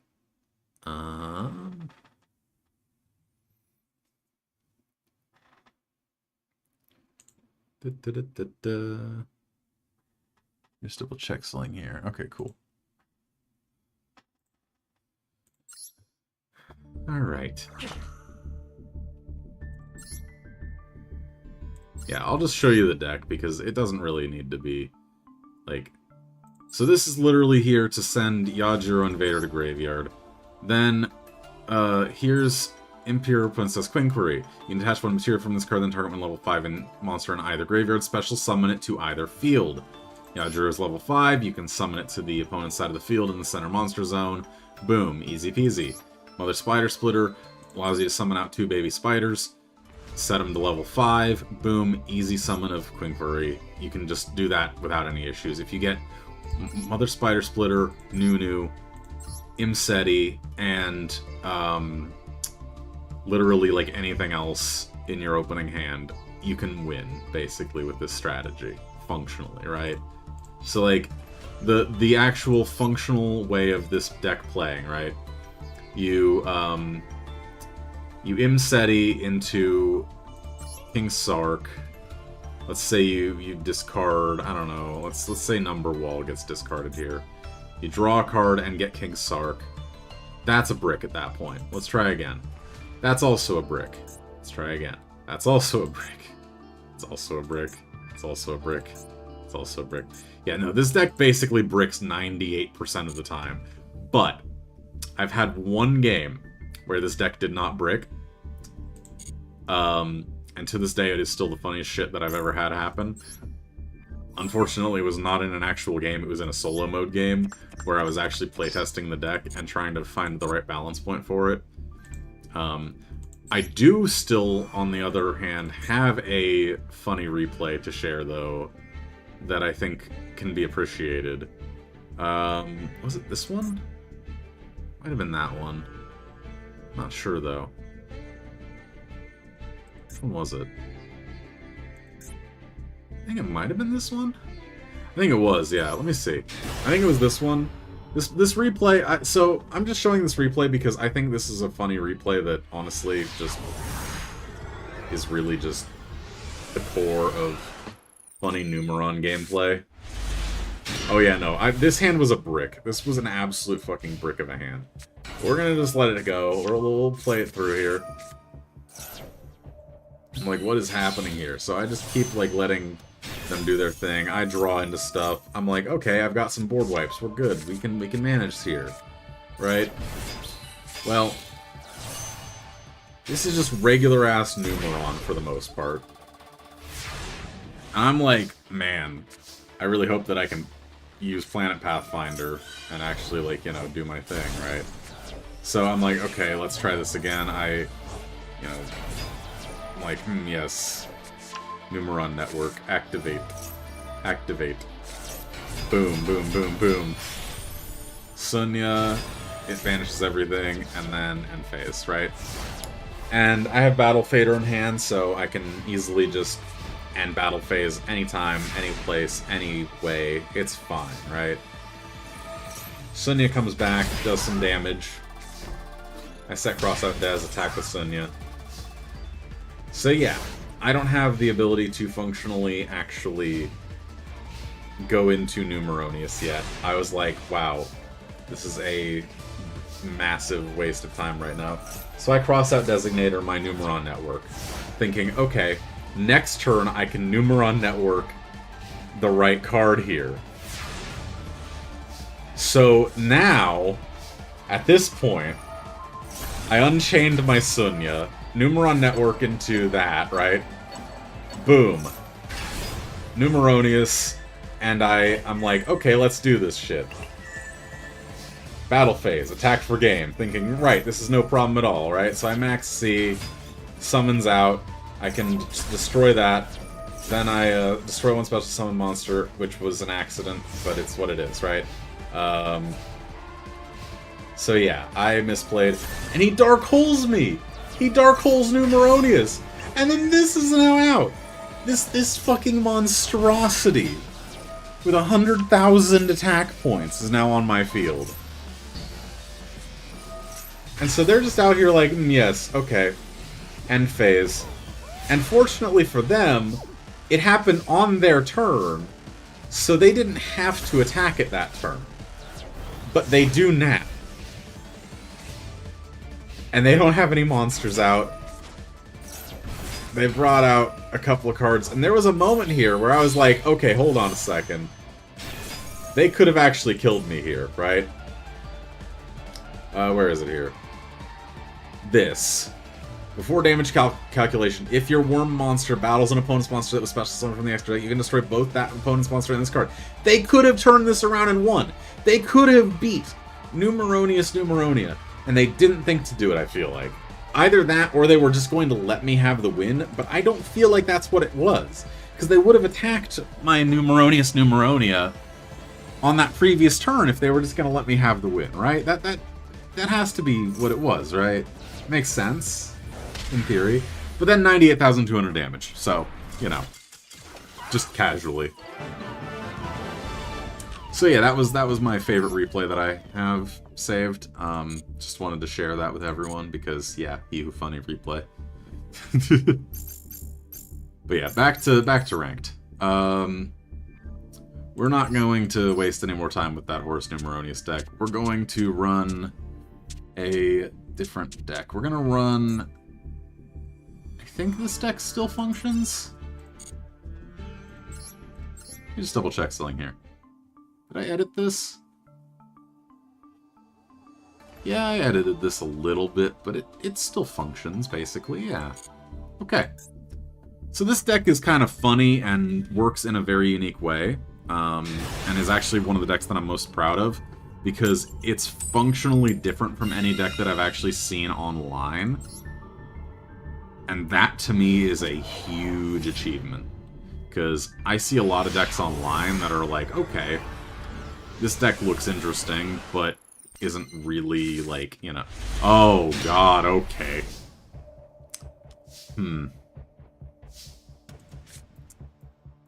How the fuck am I going to do this? Centurion. That's what I'm gonna have to do. I have to Stellar.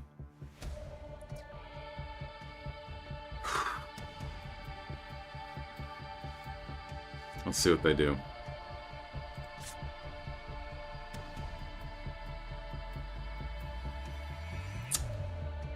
Fuck. They have a response. I have to do it. I have to try. Yep, there it is. Infinite Imperm. Fuck my life, dude. Oh, the brick of a hand. No. Hand traps. The bane of me. I'm not gonna lie, actually. And this might be a controversial take, right? This might actually be a controversial take. I hate hand traps. I think they are stupid. I think that... And I'm not saying that because I hate getting them used on me. I don't give a shit, right? If they're used on me, I don't give a shit. The problem is, when I get them in my opening hand, it's a brick. It might as well be a brick at that point. 90% of the time, most decks that I run would benefit more from having actual cards that benefit my engines. Like, I could literally take both of my Ash Blossoms out and have 3 LZs. And what else can I add here? I can actually remove one more thing. Let's remove... I don't know, let's remove, shit, let's remove, 1 Imperm. Fuck it. Right? Like, this actually almost, I feel like, will be a better deck. There's just, like, realistically, no way that this will be worse in terms of my opening hands, right? Because, like, going first right now is pretty much the only way to win 90% of the time. Kaido, welcome! Glad you could make it. You missed all of the card packs being opened, but you can always go back and watch the beginning of the stream later. But yes, hello, welcome. Glad you could make it. It's 8 AM, LMAO. It is respectably early for you. But yeah, so I'm going to... Boy, this is actually awkward as hell. Yeah, fuck it, I'll do Sylvie. We'll try. We'll risk it all for a biscuit. And Ash Blossom. No, Max C. Okay, okay. That's not so bad. I'll take it. I'll take it. We'll take the random Sylvie. Okay. So Tails. We're gonna activate Tails to bring LZ. This was honestly a really terrible misplay, but it is what it is. Can add Rusia.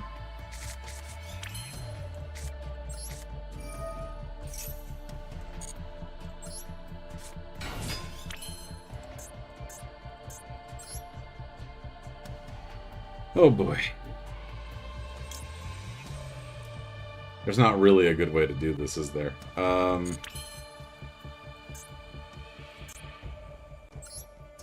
So... I'm basically shit out of luck. Why am I bricking so much today, dude? Like, okay, you know what? No, I have a solution here. I have a solution. I have a solution. We have a solution. We have the technology. So, I stand by my previous statement about hand traps being garbage. But, instead of the Mulch Armies, I'll add my 2 Ash Blossoms. And we'll add 1 more Centurion Shrudea. Because that is 1 more starter that will work with the deck. We will also add 1 more Toy Soldier, because that is another starter that will work with one of the engines to get that going. So, functionally, this deck, despite being a little bit janky, you know what, we'll add the 2 Max C's back. It's fine. 43 is not terrible. We can make 43 work. It's iffy at best, but we're gonna give it a shot.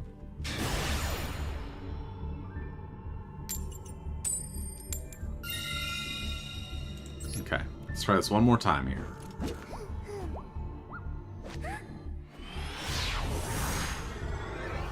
I honestly haven't had this bad of luck with this deck, like, ever, so this is kind of novel. I'm sorry, what the fuck?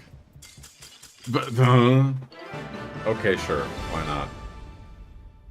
Opponent surrendered. I guess they saw my dual field and were like, hell no, fuck that.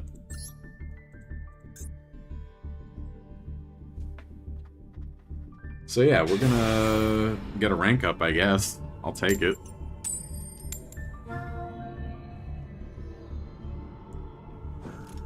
We're going second, which is fine. This deck doesn't really matter whether it's going first or second, truthfully. It's one of those decks that just, it works, minus, you know, a couple of weird things that happen periodically, but for the most part it just works.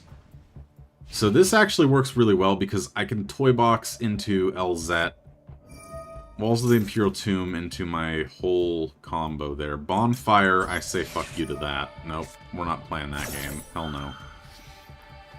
If I can interrupt Bonfire, I can maybe interrupt at least part of their combo, whatever it ends up being. Okay, never mind. We're just gonna not have any kind of interruption there to their combo, it seems.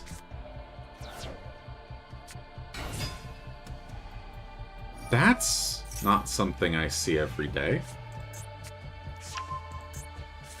Is this a pure Scareclaw deck? I haven't seen a Scareclaw deck in a while. This goes into Scareclaw Lightheart, yep. Then Lightheart brings Reichphobia. Reichphobia brings one of the, brings Visus. Unless they have Visus, in which case it brings a Scareclaw. Okay, so they brought Visus.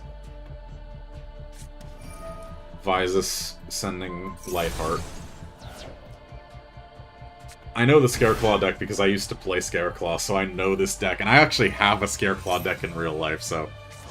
And then they send Scareclaw Lightheart back.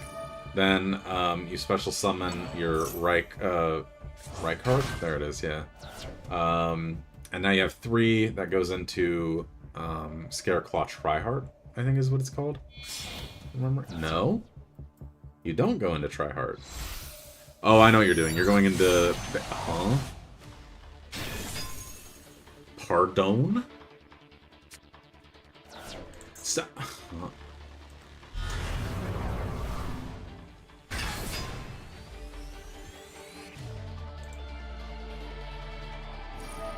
What the fuck? What the fuck? What? I'm sorry. Pause. Snake Eye Scareclaw? With Baron?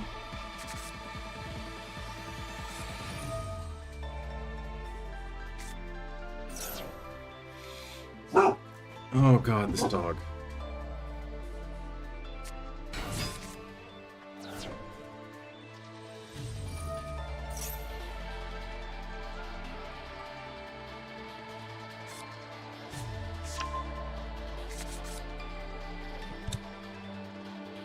Oh, goodness.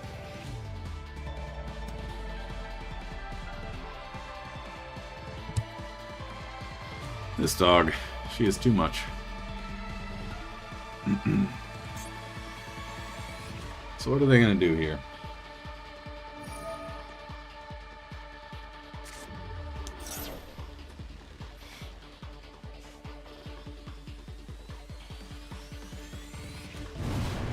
There's Flamberger, alright.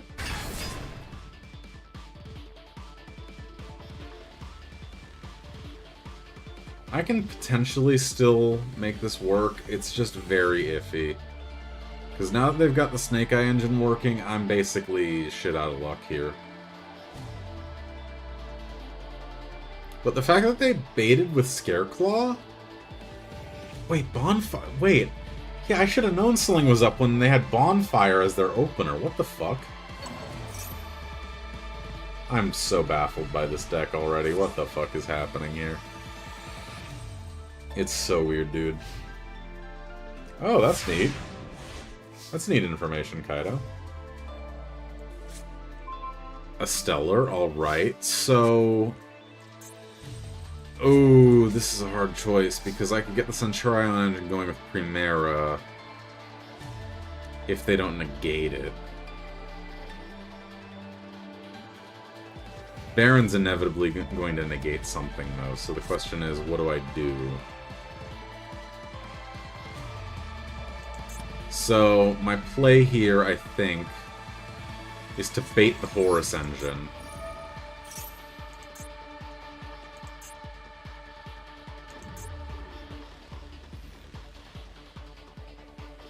Oh. Oh, you retracted your message. Okay. I already saw what it was, but yeah. That's fine. I mean, that's not really spoilers, per se. Let's see, are you going to actually negate it? No? Okay, sure. So I get Imseti. And I return a Stellar to deck.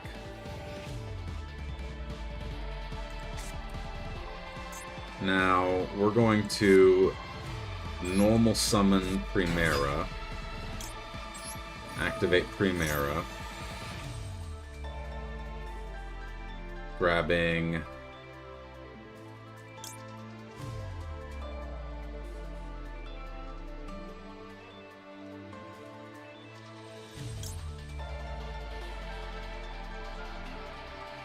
Wait. That actually might be a problem. I can make this work still, though. Stand-up Centurion might be the play here.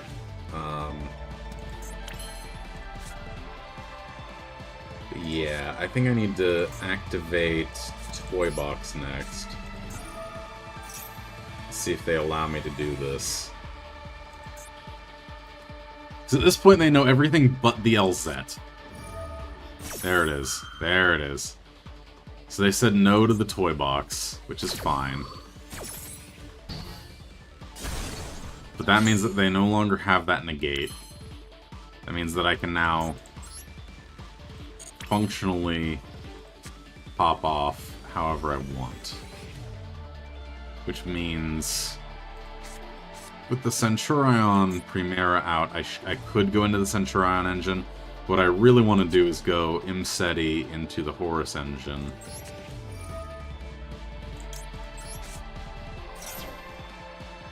And then they have a negate, don't they? Oh boy. Okay, please draw a card that I can use. That isn't good, but I'll take it. So we're going to activate King Sark. King Sark sending a Stellar. Sending Happy to Graveyard. Special summoning Imseti. Special summoning Happy.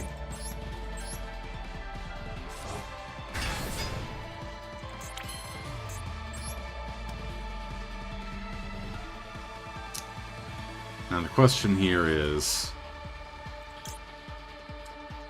do I do the funny? I think the answer is yes, I do the funny.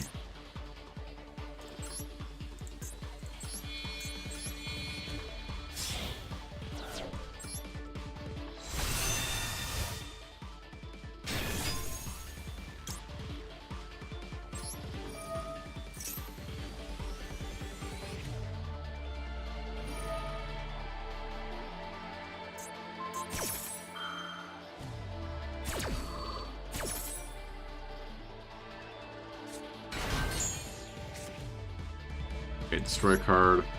We're going to pop... We're gonna pop Baron. Baron's now gone. I'm fine with that, except for the fact that I'm not fine with that. Goodbye. That's just not going to happen, so... So, if this card is sent from the hand or field to the graveyard, so that is a problem. I can send the King Sark with LZ. Or not King Sark, the Tomb. So we're gonna activate LZ, grabbing Rusia. A Stellar triggers, bringing a Stellar out.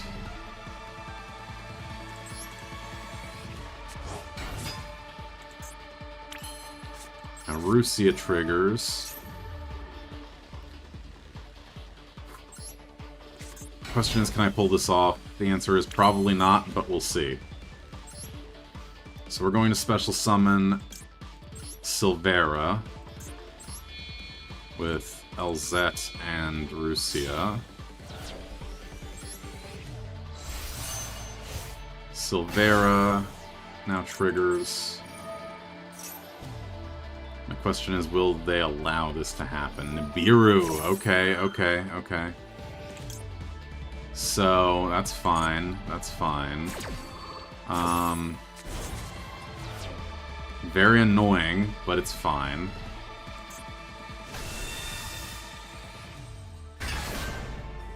I can still do something, actually, believe it or not, ironically. Because that now has just 10,700. And I've flipped their Nibiru face down. One problem is that now they've got their Snake Eye thing going on there.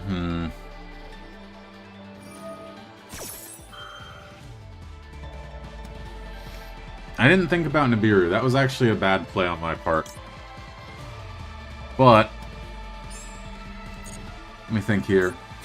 I'm gonna wait until everything's resolved. I'm gonna think about how I want to play this out, because I can resummon Rusia, but is there any benefit to doing so? Because I don't think there is at the moment.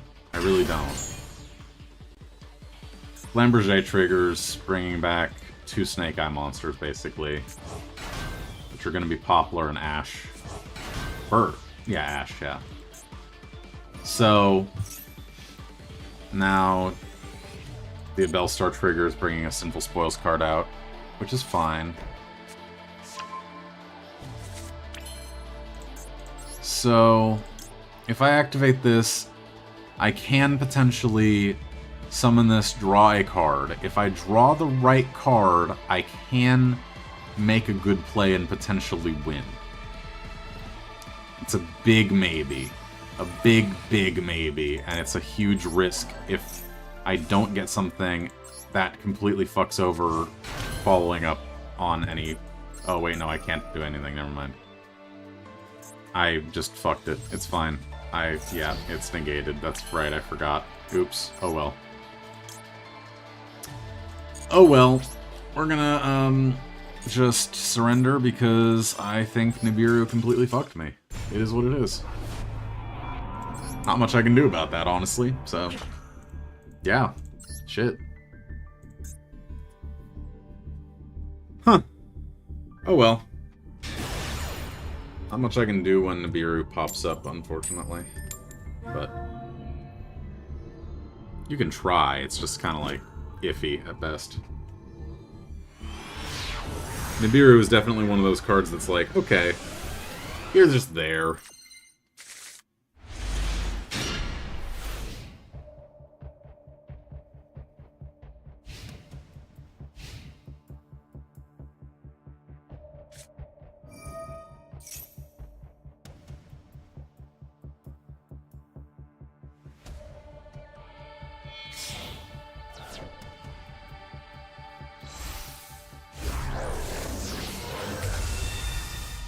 A Shadow deck. Are they gonna have just a bunch of, like, royal finish cards? Like, the best finish possible? Hold on. I want to say no to that, because I don't want that to happen, if I can avoid it.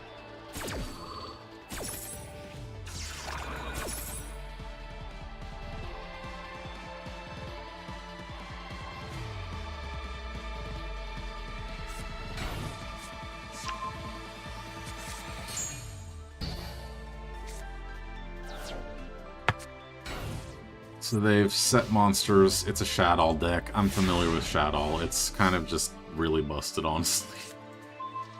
It should be seen more, in my opinion, but it's not. So they activated Maxim, which means that all they can do at this point is quite literally just not really much, truthfully.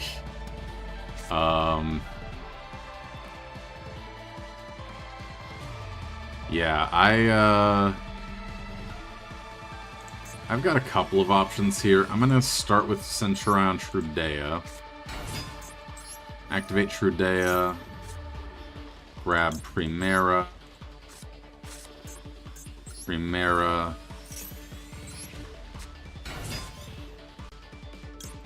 Maxi is a bit of a pain in the ass, but it is what it is. Wake up. Wake up. Summoning a level 8.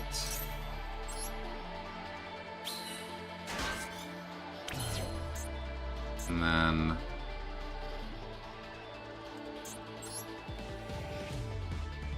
I really need more cards, but so the options here are I can either get the field spell, or I can draw a card and pop their construct, which they currently just have Shadow Fusion Engrave, which they can't use this turn. So honestly, I think that's my best play here at the moment, given that I can still attack one of their face downs, although I don't really know if I want to. But we'll see what I draw off of this. I'm hoping I draw something useful. That actually is useful. That is actually incredibly useful. Holy shit. That just works. So we'll let that resolve. Make sure that there's nothing else going on here. I activate Wanted. Adding Diabellstar. I use Diabellstar by sending Poppy, because I don't need that in hand.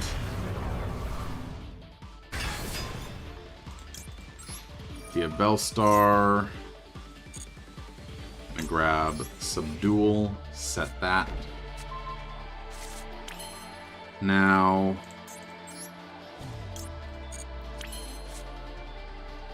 I can add a white forest monster from my deck to hand. And that allows me to add Elzette. Allows me to get the white forest going a little bit here, which is huge. I'm gonna send Trudea to grave. I know I shouldn't, but I feel like I need to here because I need to keep both of these. So we're gonna add... Ooh, this might be a iffy one, but I'm actually going to grab a Stellar.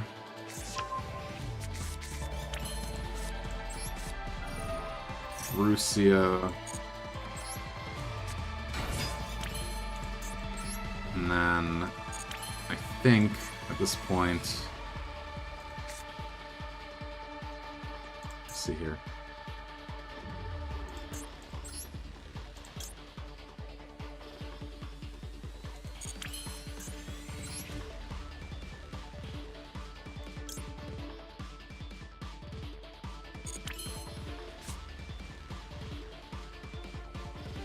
So, basically what I need to do here is functionally just say, yes. This is actually going to be probably my best bet, is to bring out Arciela.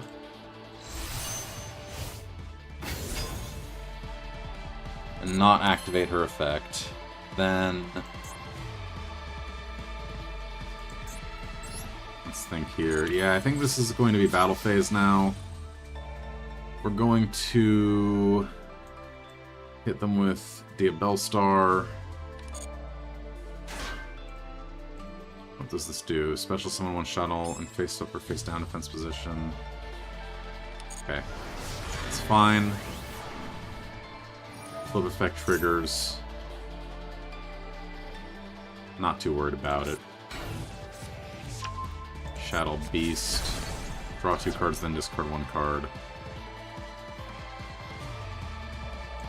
We're gonna attack the other face down that I don't know. Oh!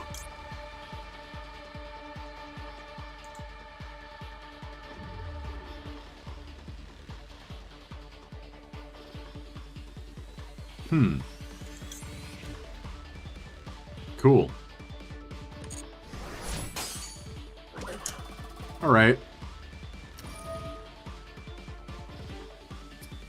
So that's awkward. I should have attacked the beast. That's fine. I didn't realize that that was going to happen that way. That's whatever. I can live with that. We're gonna main phase 2, and we're going to set 1. And I think, at this point, that is it for my turn. So now, here's where this deck gets weird. Because normally you'd think, okay, why are you not running just pure Centuri on White Forest, or, you know, any of the other things that are, like, normal White Forest stuff, right? Well, this is why. Sinful Spoil Subdual. It's iffy at best, and realistically this is not going to actually pop off. They're going to negate it, because they have so many cards in hand. But I can special summon Diabell's the original Sin Keeper. And because of that, they have to set cards, spell or trap cards, before activating them, which means that functionally quick play spells are useless at this moment. So now I have to trigger this, basically, which is a pain in the ass, but it is what it is.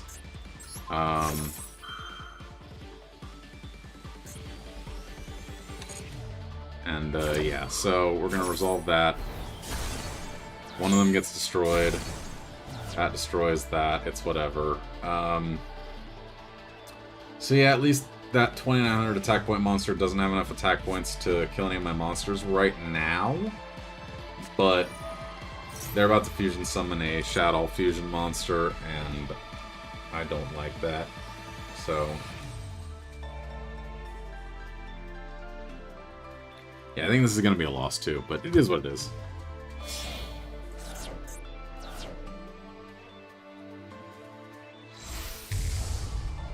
I don't deny that a lot of my decks are very gimmicky and not particularly good. Like, functionally, a lot of them are actually pretty shit. I won't sugarcoat it. But they're fun. Also, I believe my first YouTube short should be up now. I intend to put up the other ones at basically, like, whatever time I feel like. As I functionally will, like, be uploading it. I'll be uploading a bunch of stuff, like, as I like... What? Words are hard. I'm struggling tonight. Jesus fucking Christ. But yeah, so, let me just go to YouTube Studio here. Content, shorts. So yeah, currently, my Pack 1 is live, has 2 views. It is what it is. I'm not expecting any of my shorts to actually get a ton of views right off the bat. But yeah, so I've got some shorts that are going to be live. I've got 5 currently uploaded. I've got a total of 24 that are going to go out. But yeah, so... And all these shorts are functionally meant as a... Hold on, what did they target? Hold on. Okay, none of those are a problem. I'm going to just let that resolve. That's 2500 as well, so...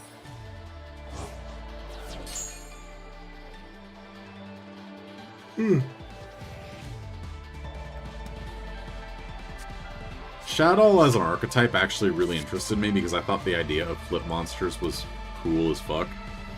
But yeah, no, I don't really see any viability in it for Gale Dogra. Sure. Why not? That's decided what I'm going to play next, honestly. I've decided what I'm going to play next because He Who Funny.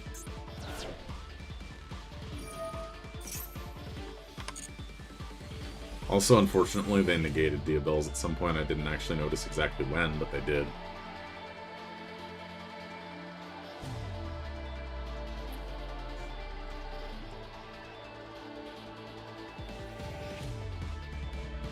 Ah. Yeah, that's why. Okay. It is what it is. So Diabells is fully negated, it seems.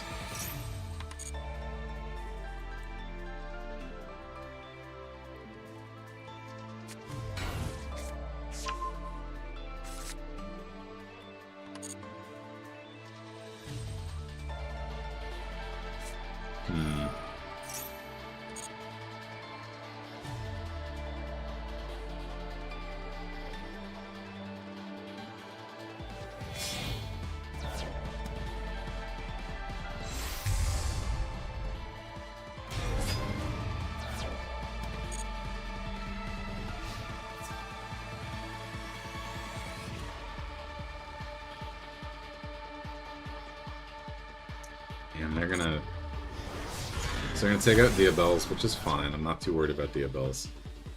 They're gonna take out Arciela. Okay, interesting. That's fine. They can do that. I'm not worried about Arciela being gone. I can normal a Stellar and bring out Russia with Arciela being the cost there. So that should be fine. Not too worried about it.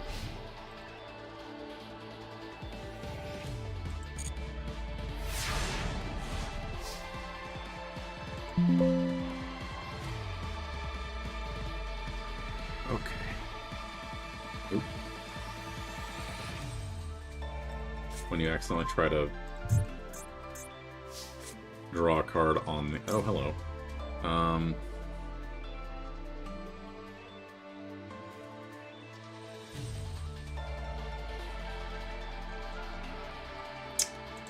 Okay, so that's awkward. I basically have to have Toy Box resolved now. Otherwise, I'm basically fucked. Like, I have no chance in hell if they have a infinite imperm at this point, so GG basically.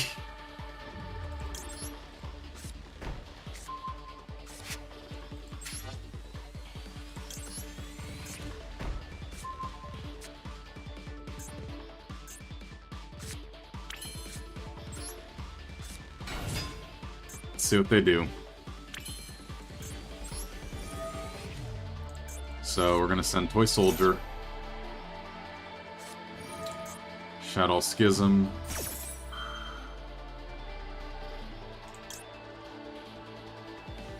okay, fair enough.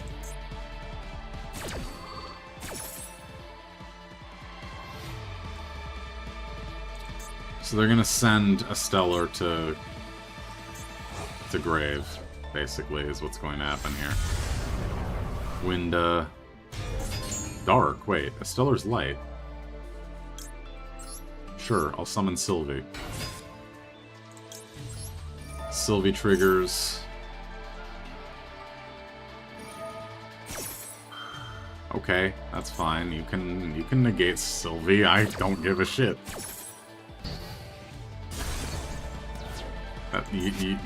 I mean, like, it's funny to me because I'm out here vibing.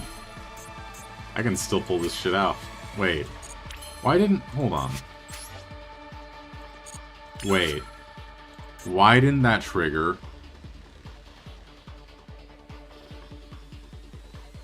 Why didn't that trigger?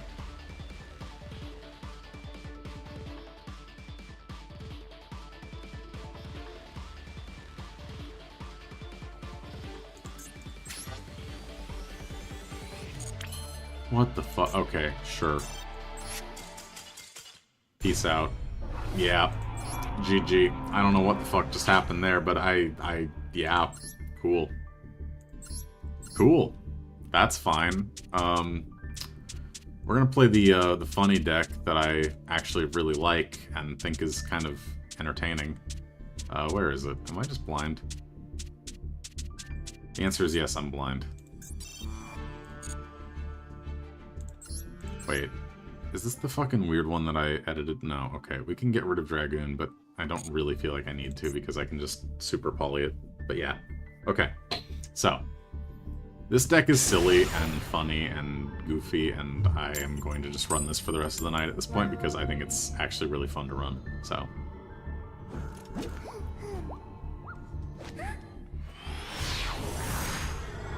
I'm not salty at all, I swear. Maybe a little bit. Maybe just a tad bit salty. Bruh. You gotta be fucking with me right now. Okay, bonfire it is. Thank God that they didn't negate it. I can get my lampsies.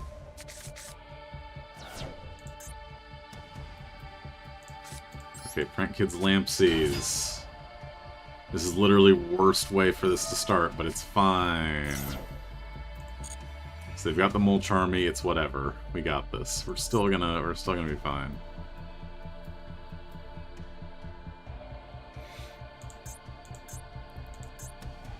They're still resolving something, apparently? Question mark?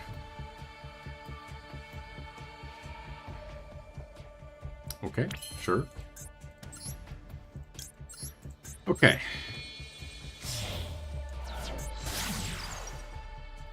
Meow meow mew. Lampsies. Max C. Oh my lord. Why didn't they resolve Max C first? What the fuck?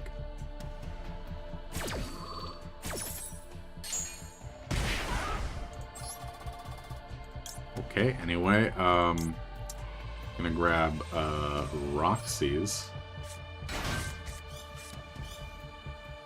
They're just gonna keep drawing, it's whatever, I don't really care. In fact, I might be able to deck them out with this. That would be really funny if that happened. I could theoretically just, like, straight up deck them out.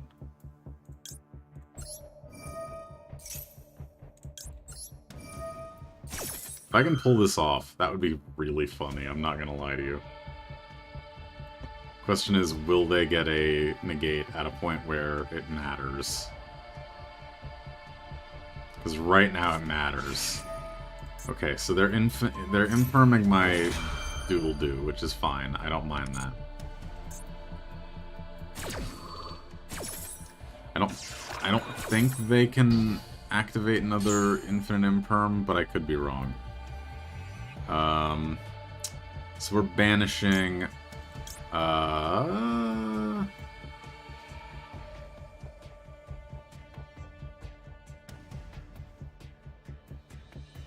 banishing Beaver. That's fine. Yes, special summon monster field. Dropsies. Okay. Now, this is where things get a bit janky. So we're gonna do Sprint.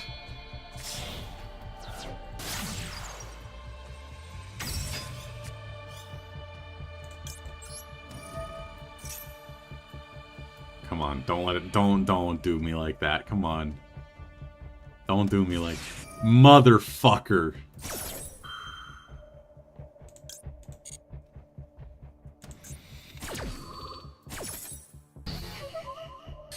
Oh, you're a bitch. You're an action. Okay, that's just rude.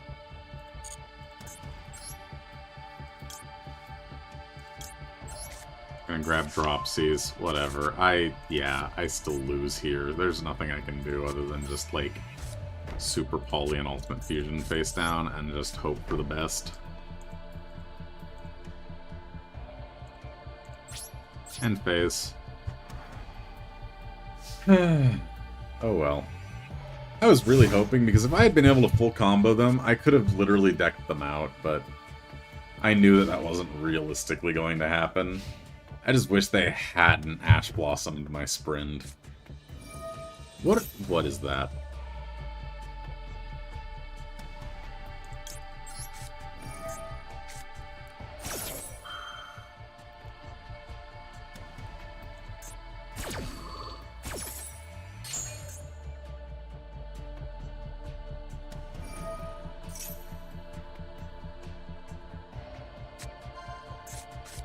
Fucking Tenpai? No shot. No shot I'm up against Tenpai. Bro.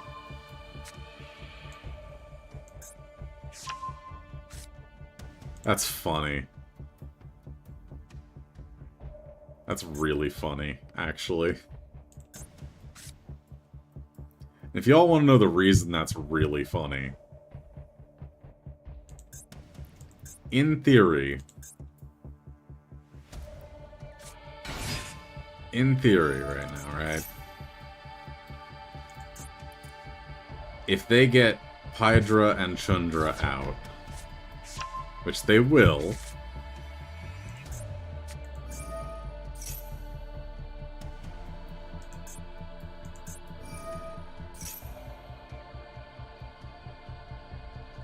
they're going to add Chundra.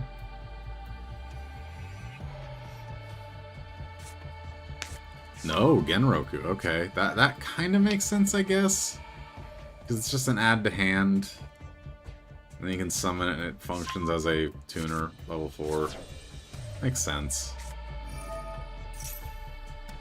That's fine. Bit annoying, but I mean, you know, I'll let it happen.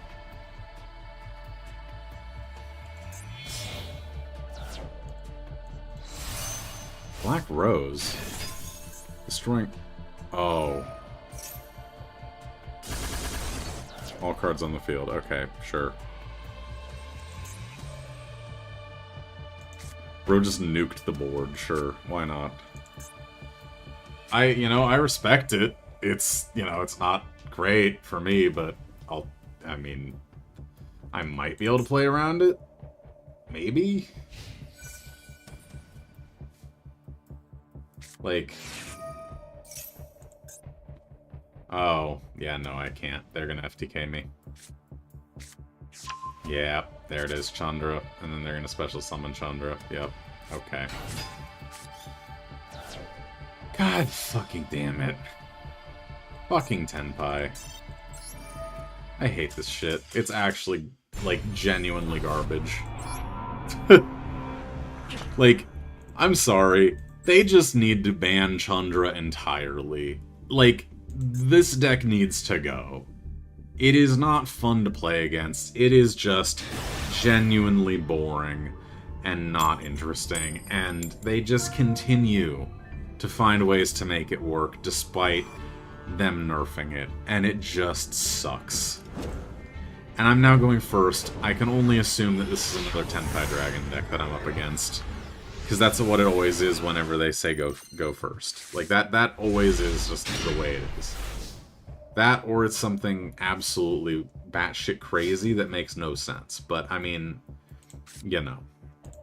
I've seen weirder things. So, this is a very interesting opening hand, and I will try to make it work somehow, but...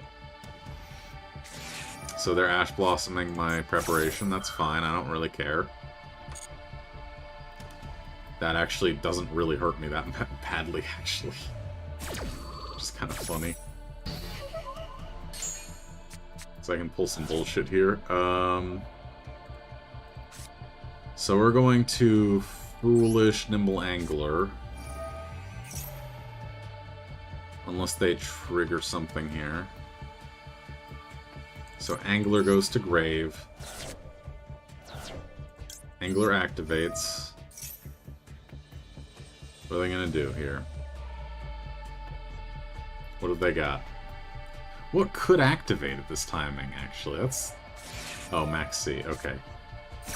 Fair enough. So they've activated Ash already. Max C is already active. Like... At least in my mind, right? At least the way this makes, like, this looks to me, right?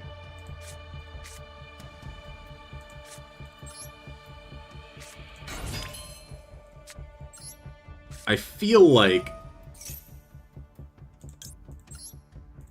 I feel like, at the very least, I don't have to worry too much about my combo getting interrupted. So, we'll see.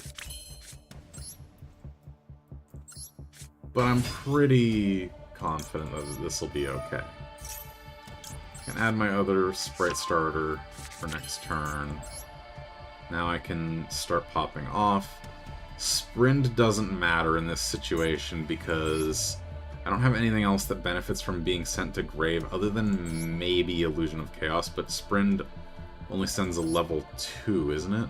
Yeah, level 2 monster from my deck to grave. So it doesn't really do anything for me here other than nothing, really. So in actuality, Sprint is just there to functionally get Nimble going. So what I need to do here is Beaver and Jet, Elf, summon Jet.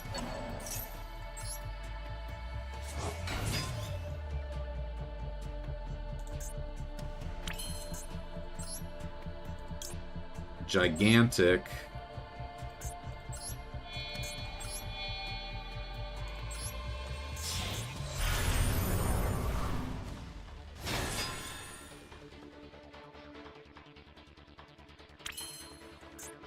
Summon Gale.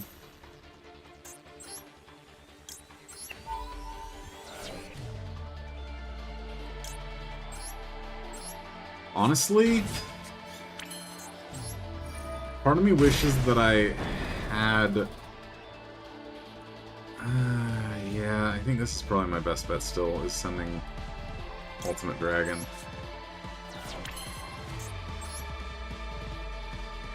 I could also send Garura. I could like double up and risk it for a biscuit here. But that would be really risky and I don't want to do that. So I think I'm gonna wait. I think the play is to wait.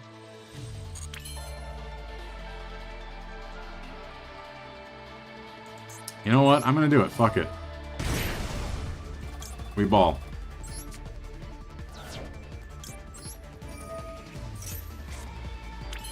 Red. Alright, that's fine. So red can go there. And then we're going to summon SP off of Sunfish and Gale.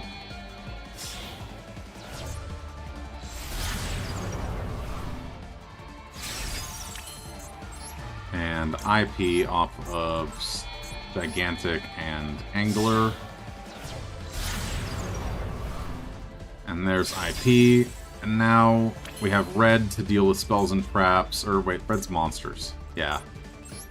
And now I can link off on my opponent's turn. It should be fine with any luck, but we'll see. Elf is there to pull something from grave, although, truthfully, I should have still done Sling with Sprint, maybe, but we'll see. Oh, hello, Imseti. Alright, sure, that's fine. We're gonna see what they do. We're gonna,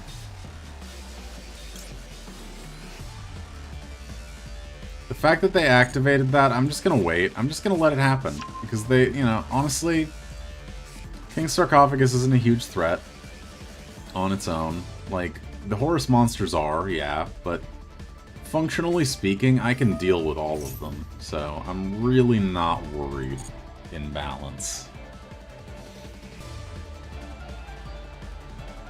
I currently have the option to basically rebalance the game board, if I'm perfectly honest here. So this could be really strong in the right circumstances.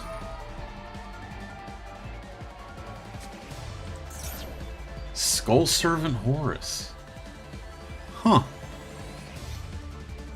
I respect it. It's not bad, honestly.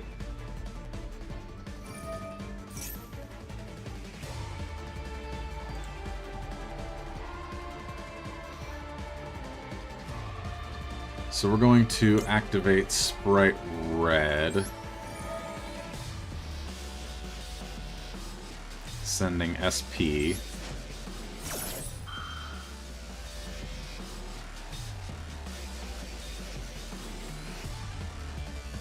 Then Sprite Elf, targeting SP.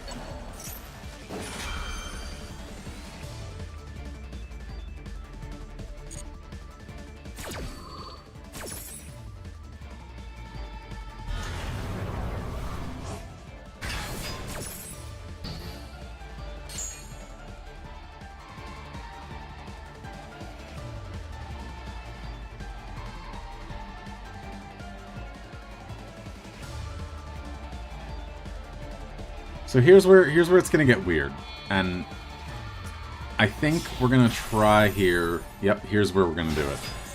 So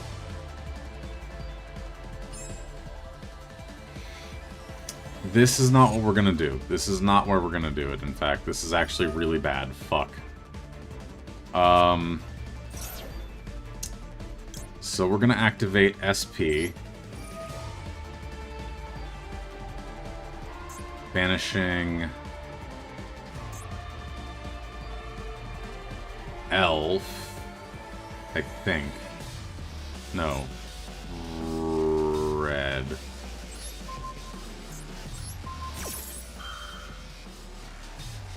We'll see if they respond with Galaxy Eyes. Yep, there it is. There it is. So this is where I play the funny card here. And IP into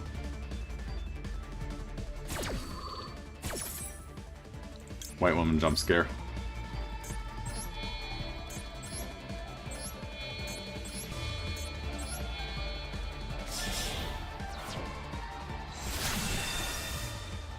And now White Woman Jump Scare is unkillable, can't be targeted because Sprite Elf is blocking. Like, literally, Underworld Goddess right now is physically unkillable. Like, there is nothing that can be done to Underworld Goddess other than indirect, like, removal, basically. Like functionally, like... Actually, no, it's unaffected by your opponent's activated vest unless to target this card, and it can't be targeted. So now it's literally just unkillable, because also it can't be destroyed with, you know, anything else, so hey, funny IP Masquerade moment. Yeah, no, this is actually kind of busted, and I'm kind of excited to see this work. We'll see if it actually does work, but...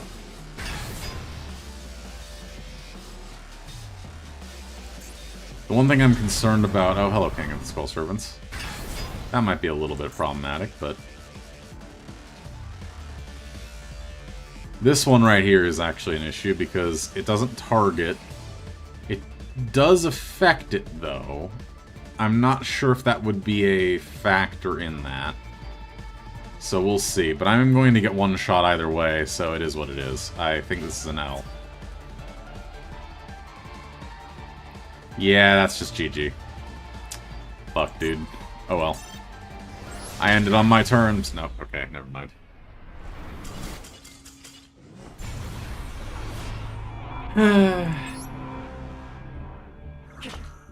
I really need to stop messing around.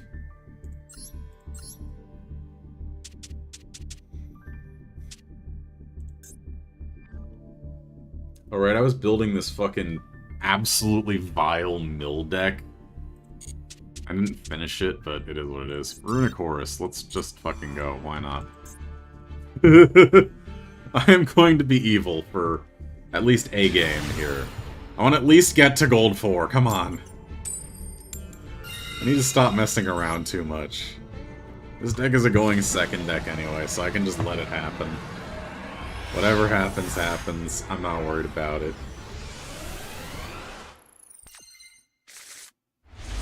Okay, okay. King Sark, Runic Fountain. Oh, good lord, this is a hand. Alright, so, yeah, I can definitely work with this. Yeah. Brr.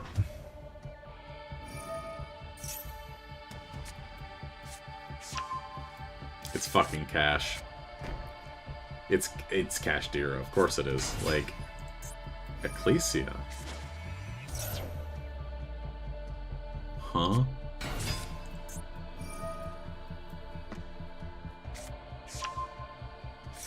What?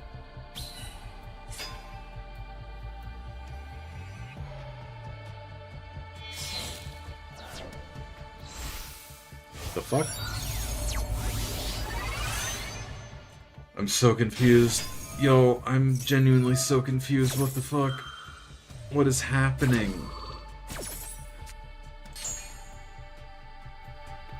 Why? What?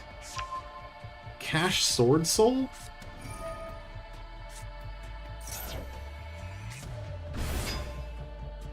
It's like not even good Cash Sword Soul. It's like cheap Cash Sword Soul too. That's what bothers me. It's that it's cheap Cash Sword Soul.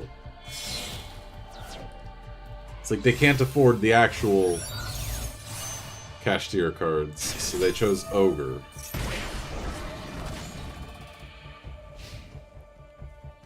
Like, huh?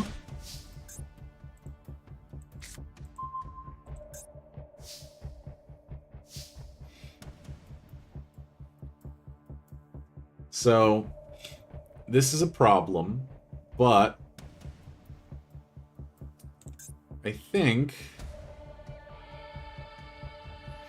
this should be fine. So what I'm going to do is we're going to go ahead and activate Flashing Fire. We're going to destroy Sinister Sovereign. They're going to have to activate it, so... And that's fine. Activated Preparations. Banished during your graveyard. What's in the graveyard?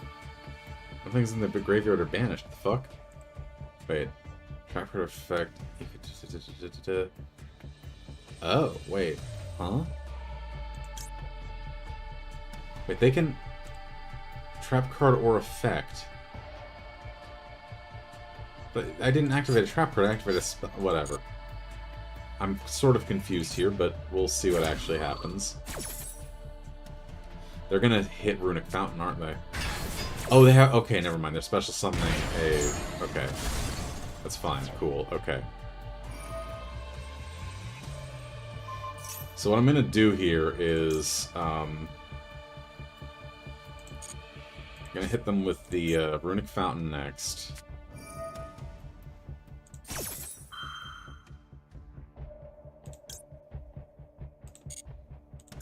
Because I need Runic Fountain active to get draws off of Smithing Stone.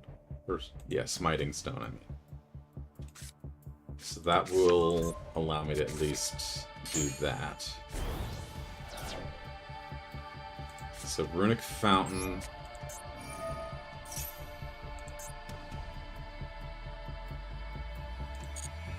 Then...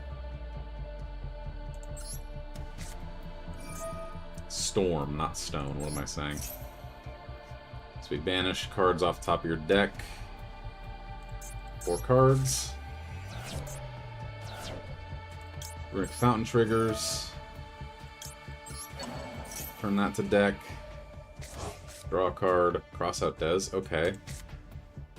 So we're gonna Raigeki. Blast them out of existence here.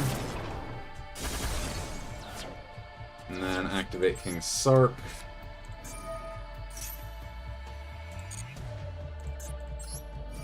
going to send Fuelos to send Imseti. And I'm going to send Crossout Dez to send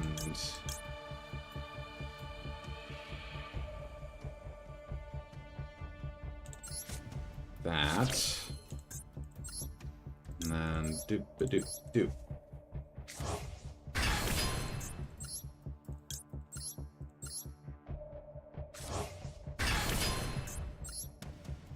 So now I can do this. Oh, yeah, that's fine. Yeah,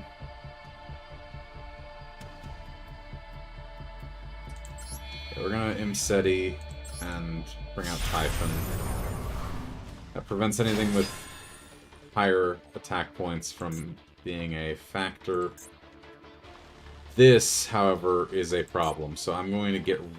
That's a monster on field to hand, never mind. So we're gonna skip the battle phase as per runic necessity, but it is what it is.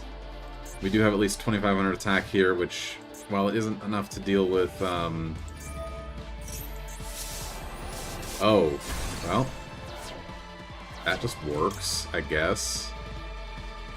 So they can't target my Kebasenuef,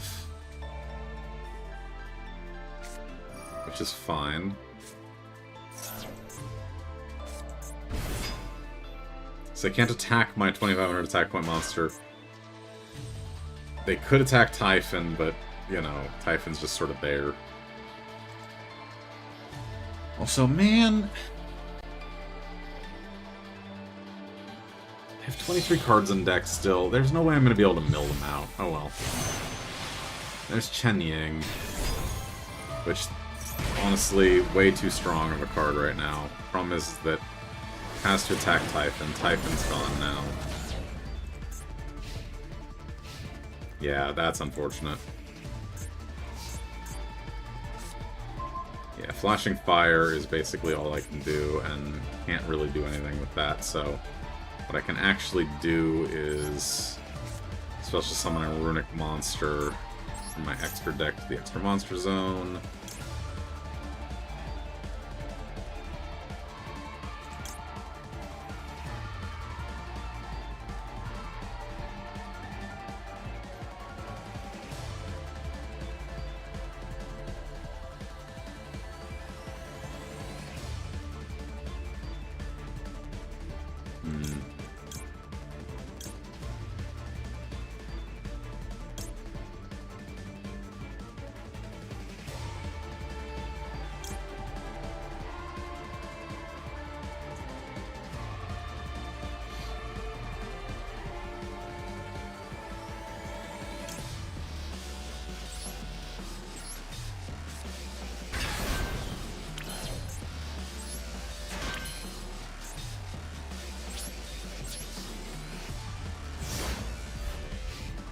So, at the moment,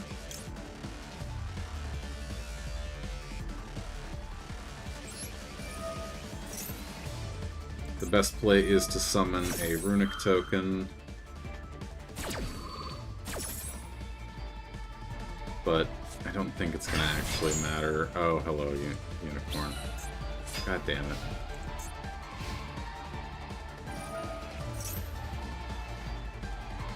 Oh boy. I really hate Kashtira, by the way. It's such an awful archetype as well. Like, I'm glad they gutted it, truthfully. It deserved it.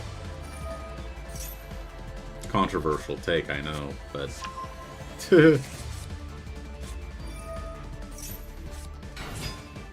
And they're about to now... Yeah, I'm just gonna surrender. This isn't even worth it at this point. I can tell this is gonna be an L. Yeah, so... We're gonna finish this mill deck. That's what we're gonna do. Because, honestly, I feel like I want to finish this deck. This deck can definitely work. I just need to figure out how to actually... Because Kashtira, I don't want to run Kashtira. I don't have the Kashtira package. I don't have the, you know, ultra resources for Kashtira. So I'm not exactly in a position to build this. But what I will say is that I could scrap something. I just don't want to, right? I know I can add another morphing jar once the ban list updates. That's not really gonna help me in the short term here, right? Best thing I can do maybe would be like set up for like a going second play, but there's not really much I can even do there, really. I could theoretically add a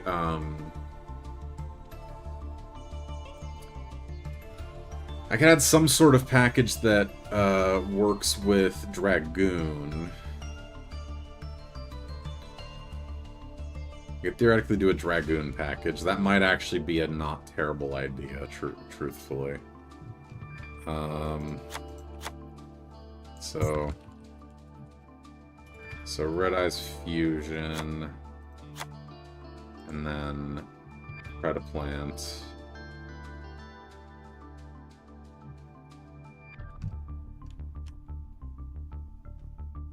I'm so stupid. Hold on a second. There it is.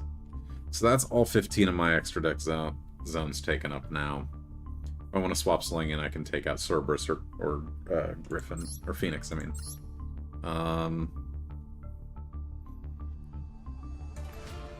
So yeah.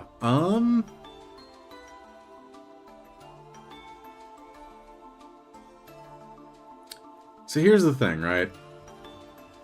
I want to mill cards. I want to make sure that my opponent does not have cards in their deck. If I can avoid them having cards in their deck, that is best case scenario. If I can mill them out by the end of turn 1, boom, that is the goal, right? But realistically, that isn't going to happen. So what support can I do to get Dragoon out as a last line of defense functionally? Would be the easiest support archetype to just throw in as a, like, bonus, basically. Like, 4-card support archetype, basically, would be the ideal.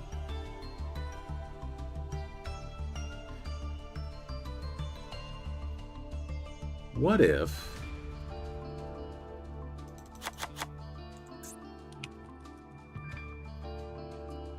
So, Magnamut...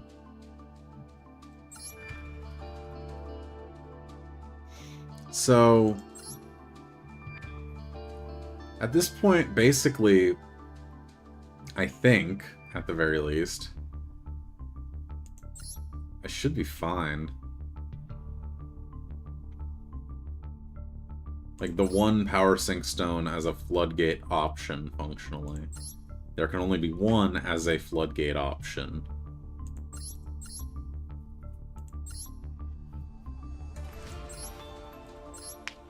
It's not perfect, but I can theoretically set this up to work pretty well. So we're going to try this. We're going to see if it works. Who knows? We'll give it a shot, see if it works. I mean, worst case scenario, it doesn't, and I have to start from scratch again, you know? This is an experiment, and while I'm in gold, I might as well fuck around and find out, so... We've got the whole month, and I'm not really worried about it. I tried to push plat at the end of last month. It didn't work out so well. Also, this is actually kind of huge, because Morphing Jar is basically, like, the best option here. So we're gonna set that. So we're gonna set Morphing Jar, set Soul and Luna, activate Runic Allure. Let's see what they do here. It's a lab deck, I see. Okay. So we are going to activate this. It's special summoning... Ooh, okay, okay, fair enough, that's fine. So we're gonna special summon Yugioh.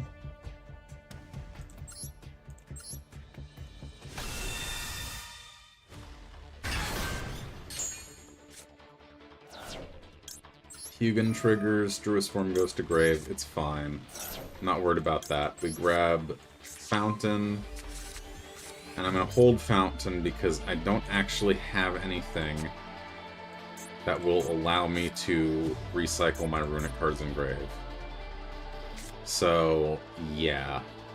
We're going to just end turn there, let it play out as it plays out.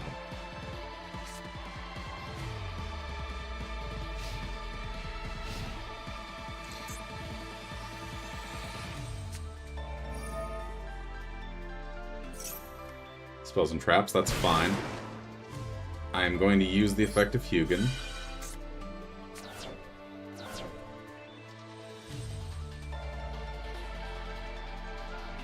I don't know why I couldn't respond by... Oh, right, because they don't have a monster out. Okay. So Gold Sark. Which annoyingly is an Ultra. I need to pick that up. I'm really hoping they don't bring Malice out soon. Oh, it's a is this a Dragon Ruler deck? Oh, fuck's sake.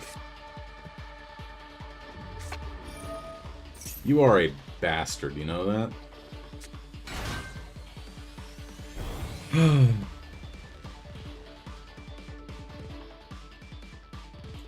That's so ridiculous. So attributing it. What are they summoning out? Is it going to be Pydra? Yep, it's Pydra. So...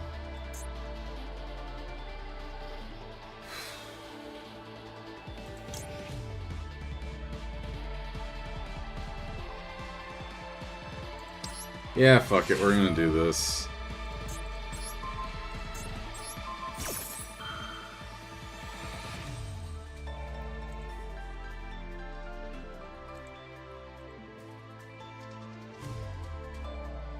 Oh, I just realized I fucked myself by not activating Runic Fountain. Oh no. Okay, well, it's fine. Live and learn.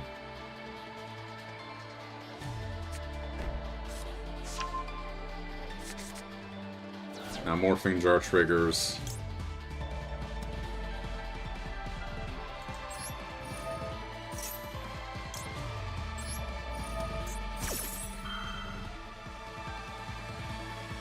Jesus. Sangan summoning, alright, sure. So they're activating during their main phase.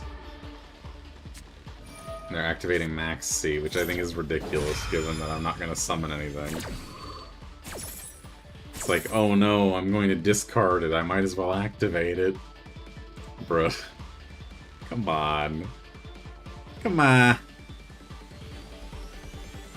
Oh, they're actually special summoning. Okay, so they're special summoning Genroku, that's fine. So we got another Sol and Luna and Red Eyes Fusion, which is kind of neat. Now the question is, can we get through... The problem is I can't exactly do much with Sol and Luna at the moment because I can't activate. I mean, Runic Quick Play spells I could activate from hand, but I can't activate Sol and Luna. So it is what it is.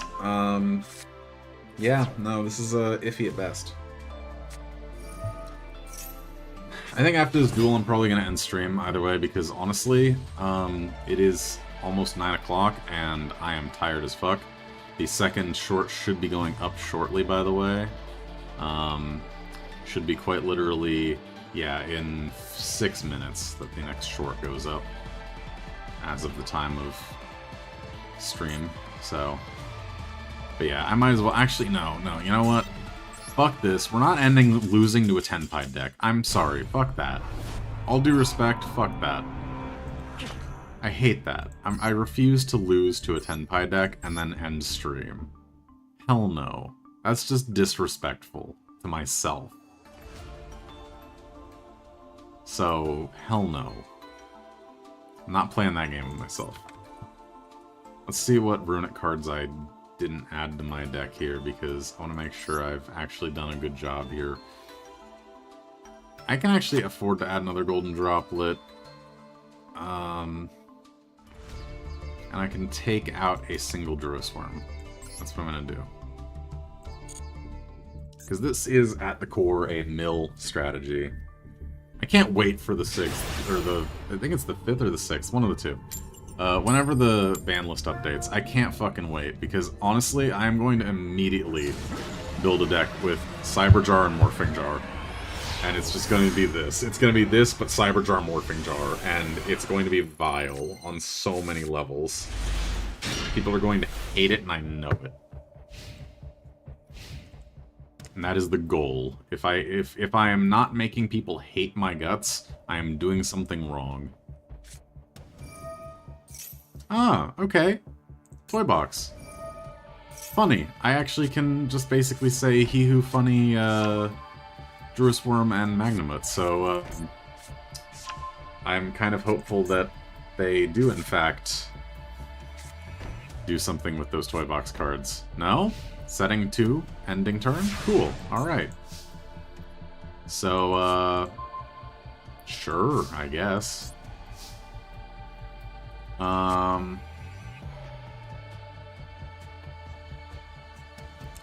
One Day of Peace. I'm not really going to attack them this turn anyway, so it is what it is. Let's see what they do. No? Okay. Runic Slumber. So, let's see. Golden Droplet is a draw 1, and then banish top 4. Slumber is going to be the one that summons me Hugin. That's what I'm going to do. So I'm going to summon... They're going to negate it. Or they're going to negate in some way, shape, or form. I'm calling it now. Ash Blossom. No? This is where they're going to Ash Blossom. I'm calling it.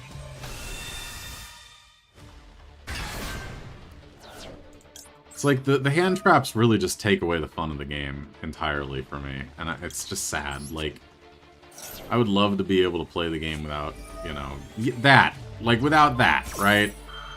Like, it's just not fun. It's just not fun. And I really wish that it would just go away. It's so boring. So, whatever.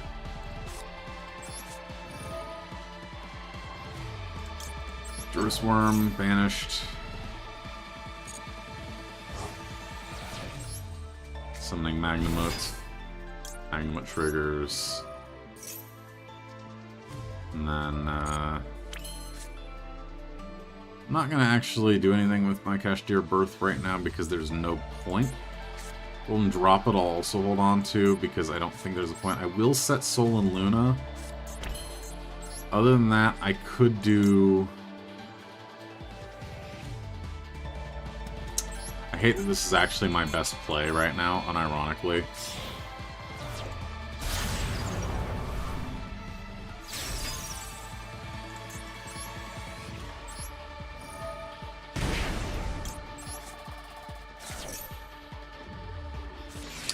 Motherfucker.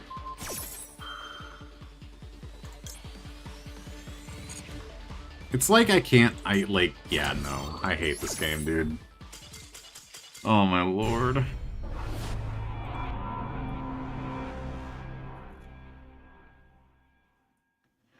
My model doesn't make it obvious, but I'm face palming. Alright. I'm not terribly thrilled about that, but it is what it is. Yeah, so you know what? We're just gonna take the wins we can get. I'm just gonna say it right now, chat. I am actually quite happy with the results of the box opening tonight. I actually am genuinely happy with it. We got actually a couple of cards that I wanted, so yeah. That's one thing that I'm happy about. Secondly, I actually don't remember where I set them, but I was gonna actually, like, point out something about the cards in question. but it is what it is. I think they're... am I just stupid? Don't answer that. The answer is generally no, but sometimes yes. Here it is. So, yeah, the one thing I will say is, I'm actually really happy about the fact that I got the Secret Rare Argostars card. And I'm also happy about getting Queen Azmina. That definitely made my night. So I will, at the very least, take that W. And yeah, I have no particular negativity about my polls. So, with that said, though, I am going to call it for the night.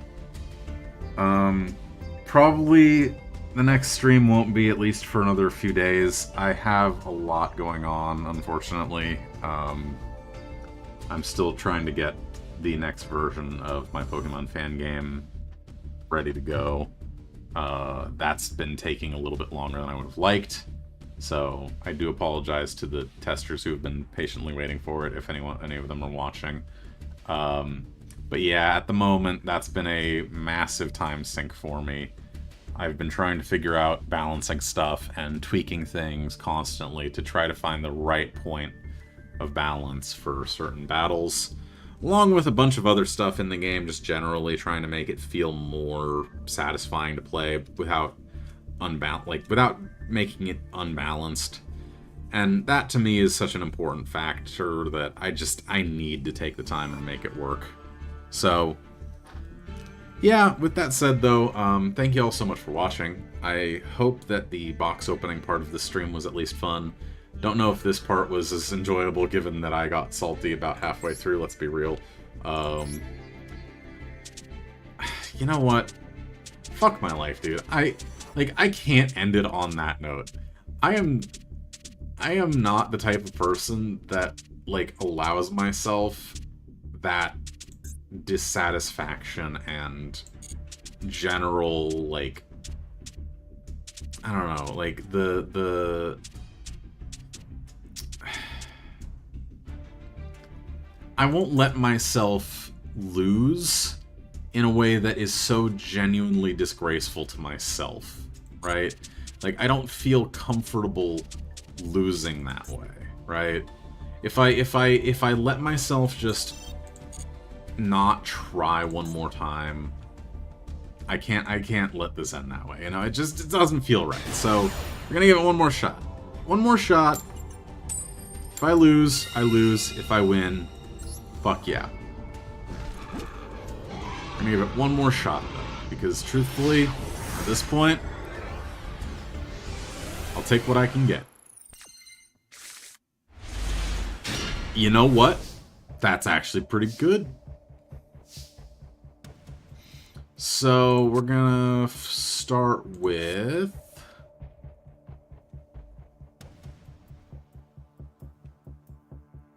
Yeah, we're gonna start with that. We're gonna bait it, because I can bait it a little bit here. So I'm gonna add Imseti. So it looks like we didn't need to bait it, which is good. We're gonna send Toy Soldier. So next we're going to activate Imseti, sending Tails.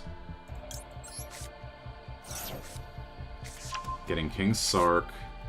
Drawing Toy Soldier. That's kind of huge, actually. So Tails, then I'll activate Toy Box. Set Toy Soldier.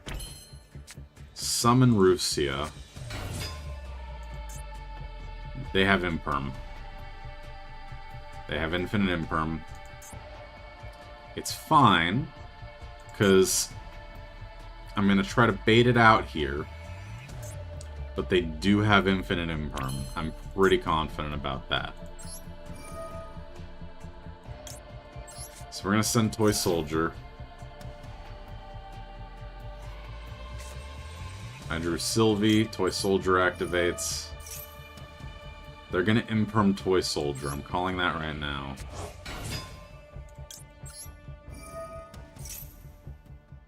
Because Toy Soldier will allow me to basically add any level 4 light monster, which...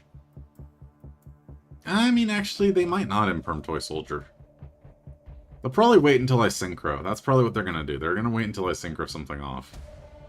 They forget that I have literally just King Sarcophagus sitting here.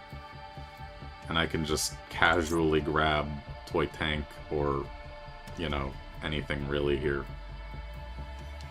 So... But what the funny would be is if I were to activate this. So we're going to grab a second toy box. And the funny is this. So if you activate toy box and use that to set cards, right?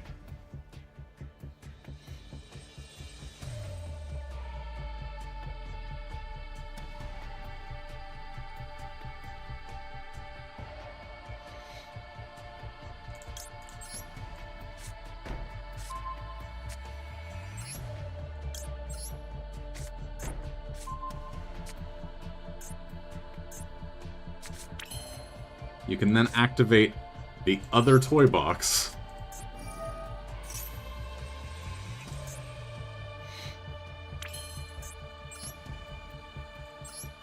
Destroy up to 2 cards in the spell and trap zones. I'm only going to destroy the one, that toy tank, right? I might destroy the other toy box while I'm at it too, actually.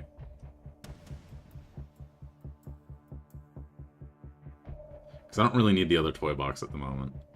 The other toy box is kind of pointless. So we're going to destroy that. We're going to destroy that toy box. Those both go. Toy tank triggers.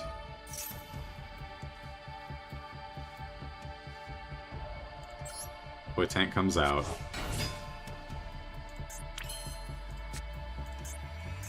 I'm going to activate toy tank.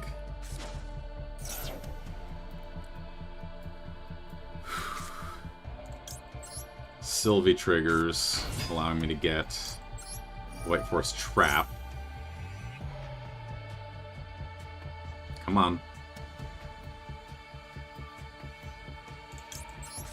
Okay, now I can do King's Sarcophagus. So King's Sarcophagus now comes out. Ooh, I can actually do Sling even funnier, truthfully. Because I could add LZ.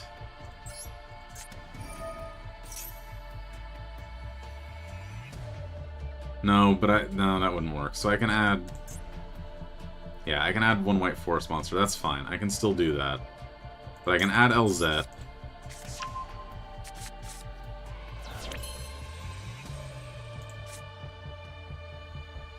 I can add a White Forest monster from my deck to hand, which is fine, right?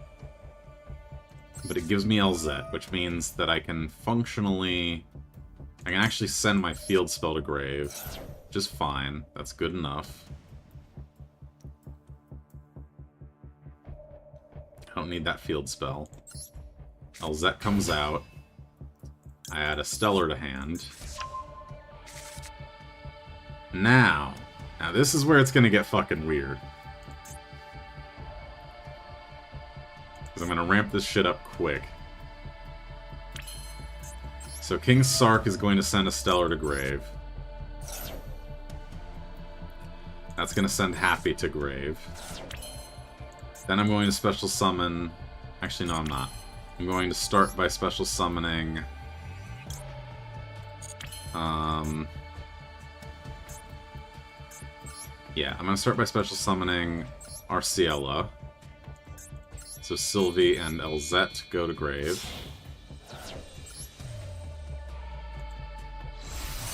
Arciella goes... Then Arciella triggers.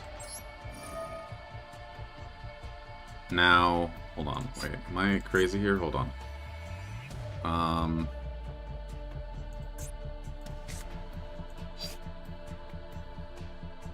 Was that stupid? Am I stupid for this? I think I might be stupid for this. We're gonna try it anyway. So we're gonna add the other Borussia. Stellar triggers. There it is. Okay, so yeah, Stellar triggers, Woes triggers.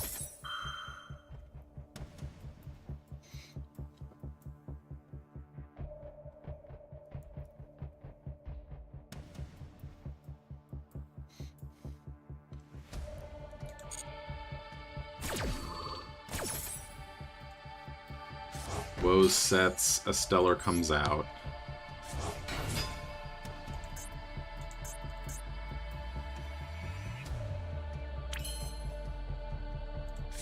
Rusia I can special summon still, which is funny as fuck. But we're gonna actually now special summon Happy.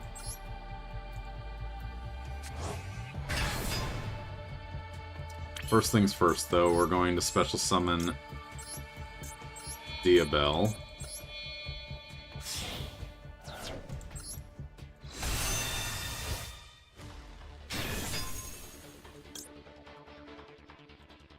Adding, let's add Tails to hand.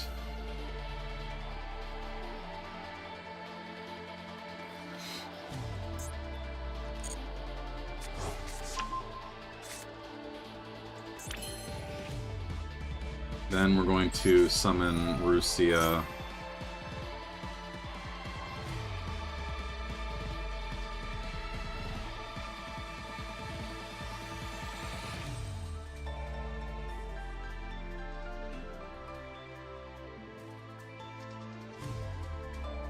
So we're aiming to end on 1 level 12 and enough to summon a level 10. No. Level 6, if I get a level 2. At the very least. So we're going to do this here. So we're going to start with... we're going to start with Legatia. Using this Rusia and Poppy.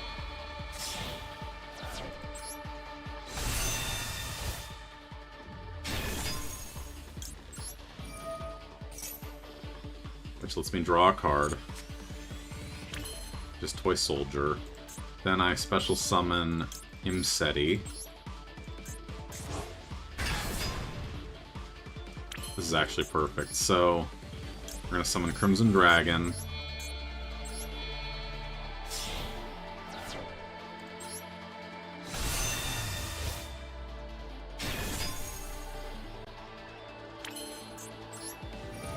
Crimson Dragon on Legatia.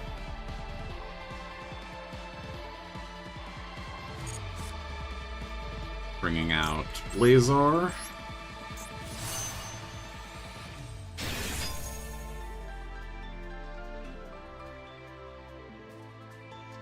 And then...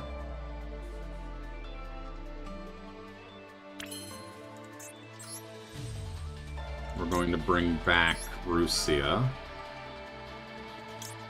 Targeting Arceala.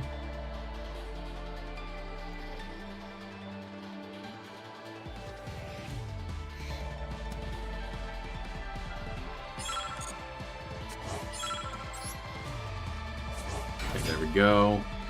Now, at this point, the play is to bring out Crimson Dragon again, basically. Although, honestly, I don't really want to. I don't think that's worth it. Yeah, I think at this point, I've done everything I should do. Yeah. Nah, I'm gonna Crimson Dragon, fuck it. I think it's gonna be funnier if I do that. And then set up for...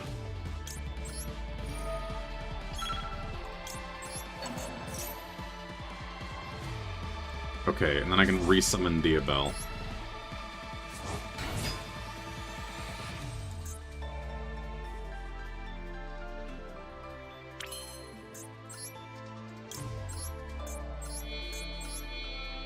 There we go, okay. So this was the play. This was 100% the play.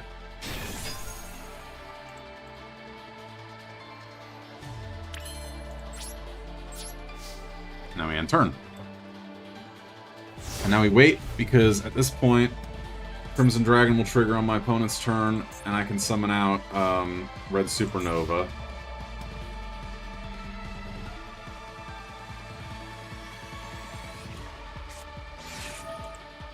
Infinite Imperm, you say? Okay, okay, fair enough. Funny thing about that is if I activate Cosmic Blazar, I can negate it. And I think I probably will, because fuck that, honestly.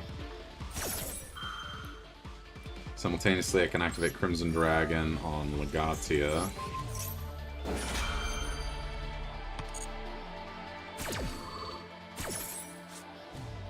Bring out Red Supernova.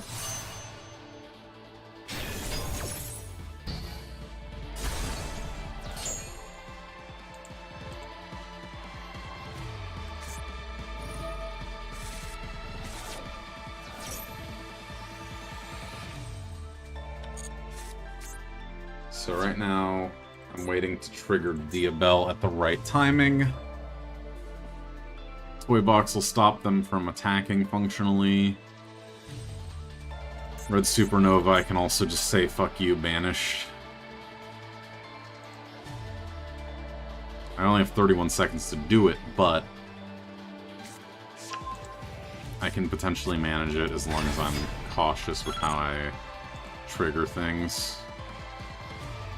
I basically just need to spam the escape key until... Oh, okay. We're activating that. Saying no to that, thank you very much.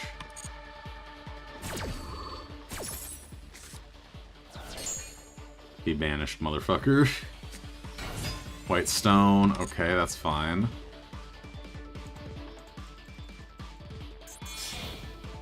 And linking off into Linkuriboh, okay, okay.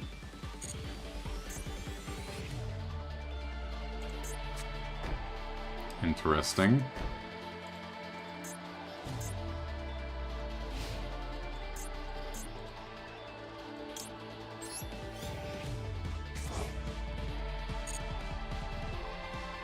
How much time do I get?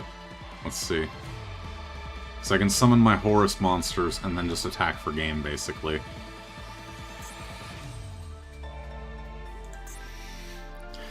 Like, that's pretty much what I'm gonna do, is summon my Horus monsters, attack for game, because Supernova is going to come back on the end of my next end phase. So worst case scenario, I have Supernova back. I have Blazar for my coming turn. This is actually a absolutely vile game on my end. I'm not going to worry about it. They can have it. I could have activated Diabell to flip, but it is what it is. I'm really not worried about it. Like, functionally speaking, I'm still going to be able to actually do a lot here. So we're going to special summon Imseti. See what they do. We have response. Happy.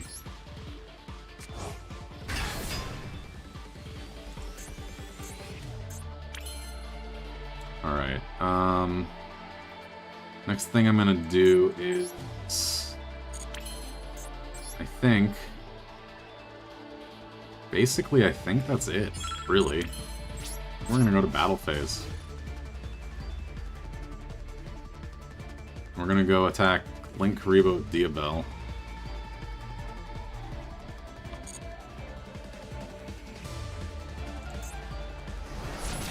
They're gonna go ahead and not use their thing. Happy's going to attack Blue Eyes. No responses. King Sark triggers, sending Blue Eyes to grave. Attack with Blazar.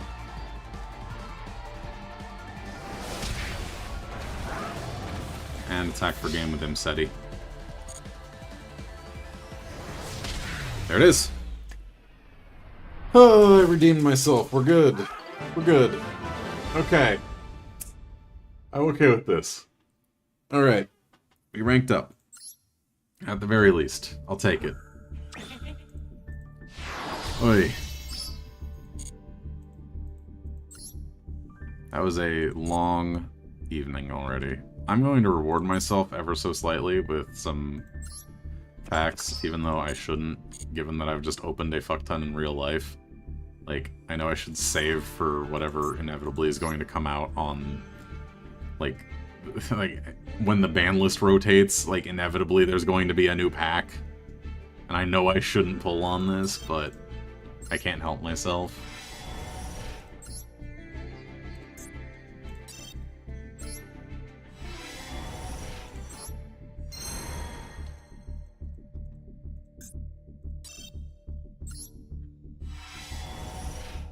Do.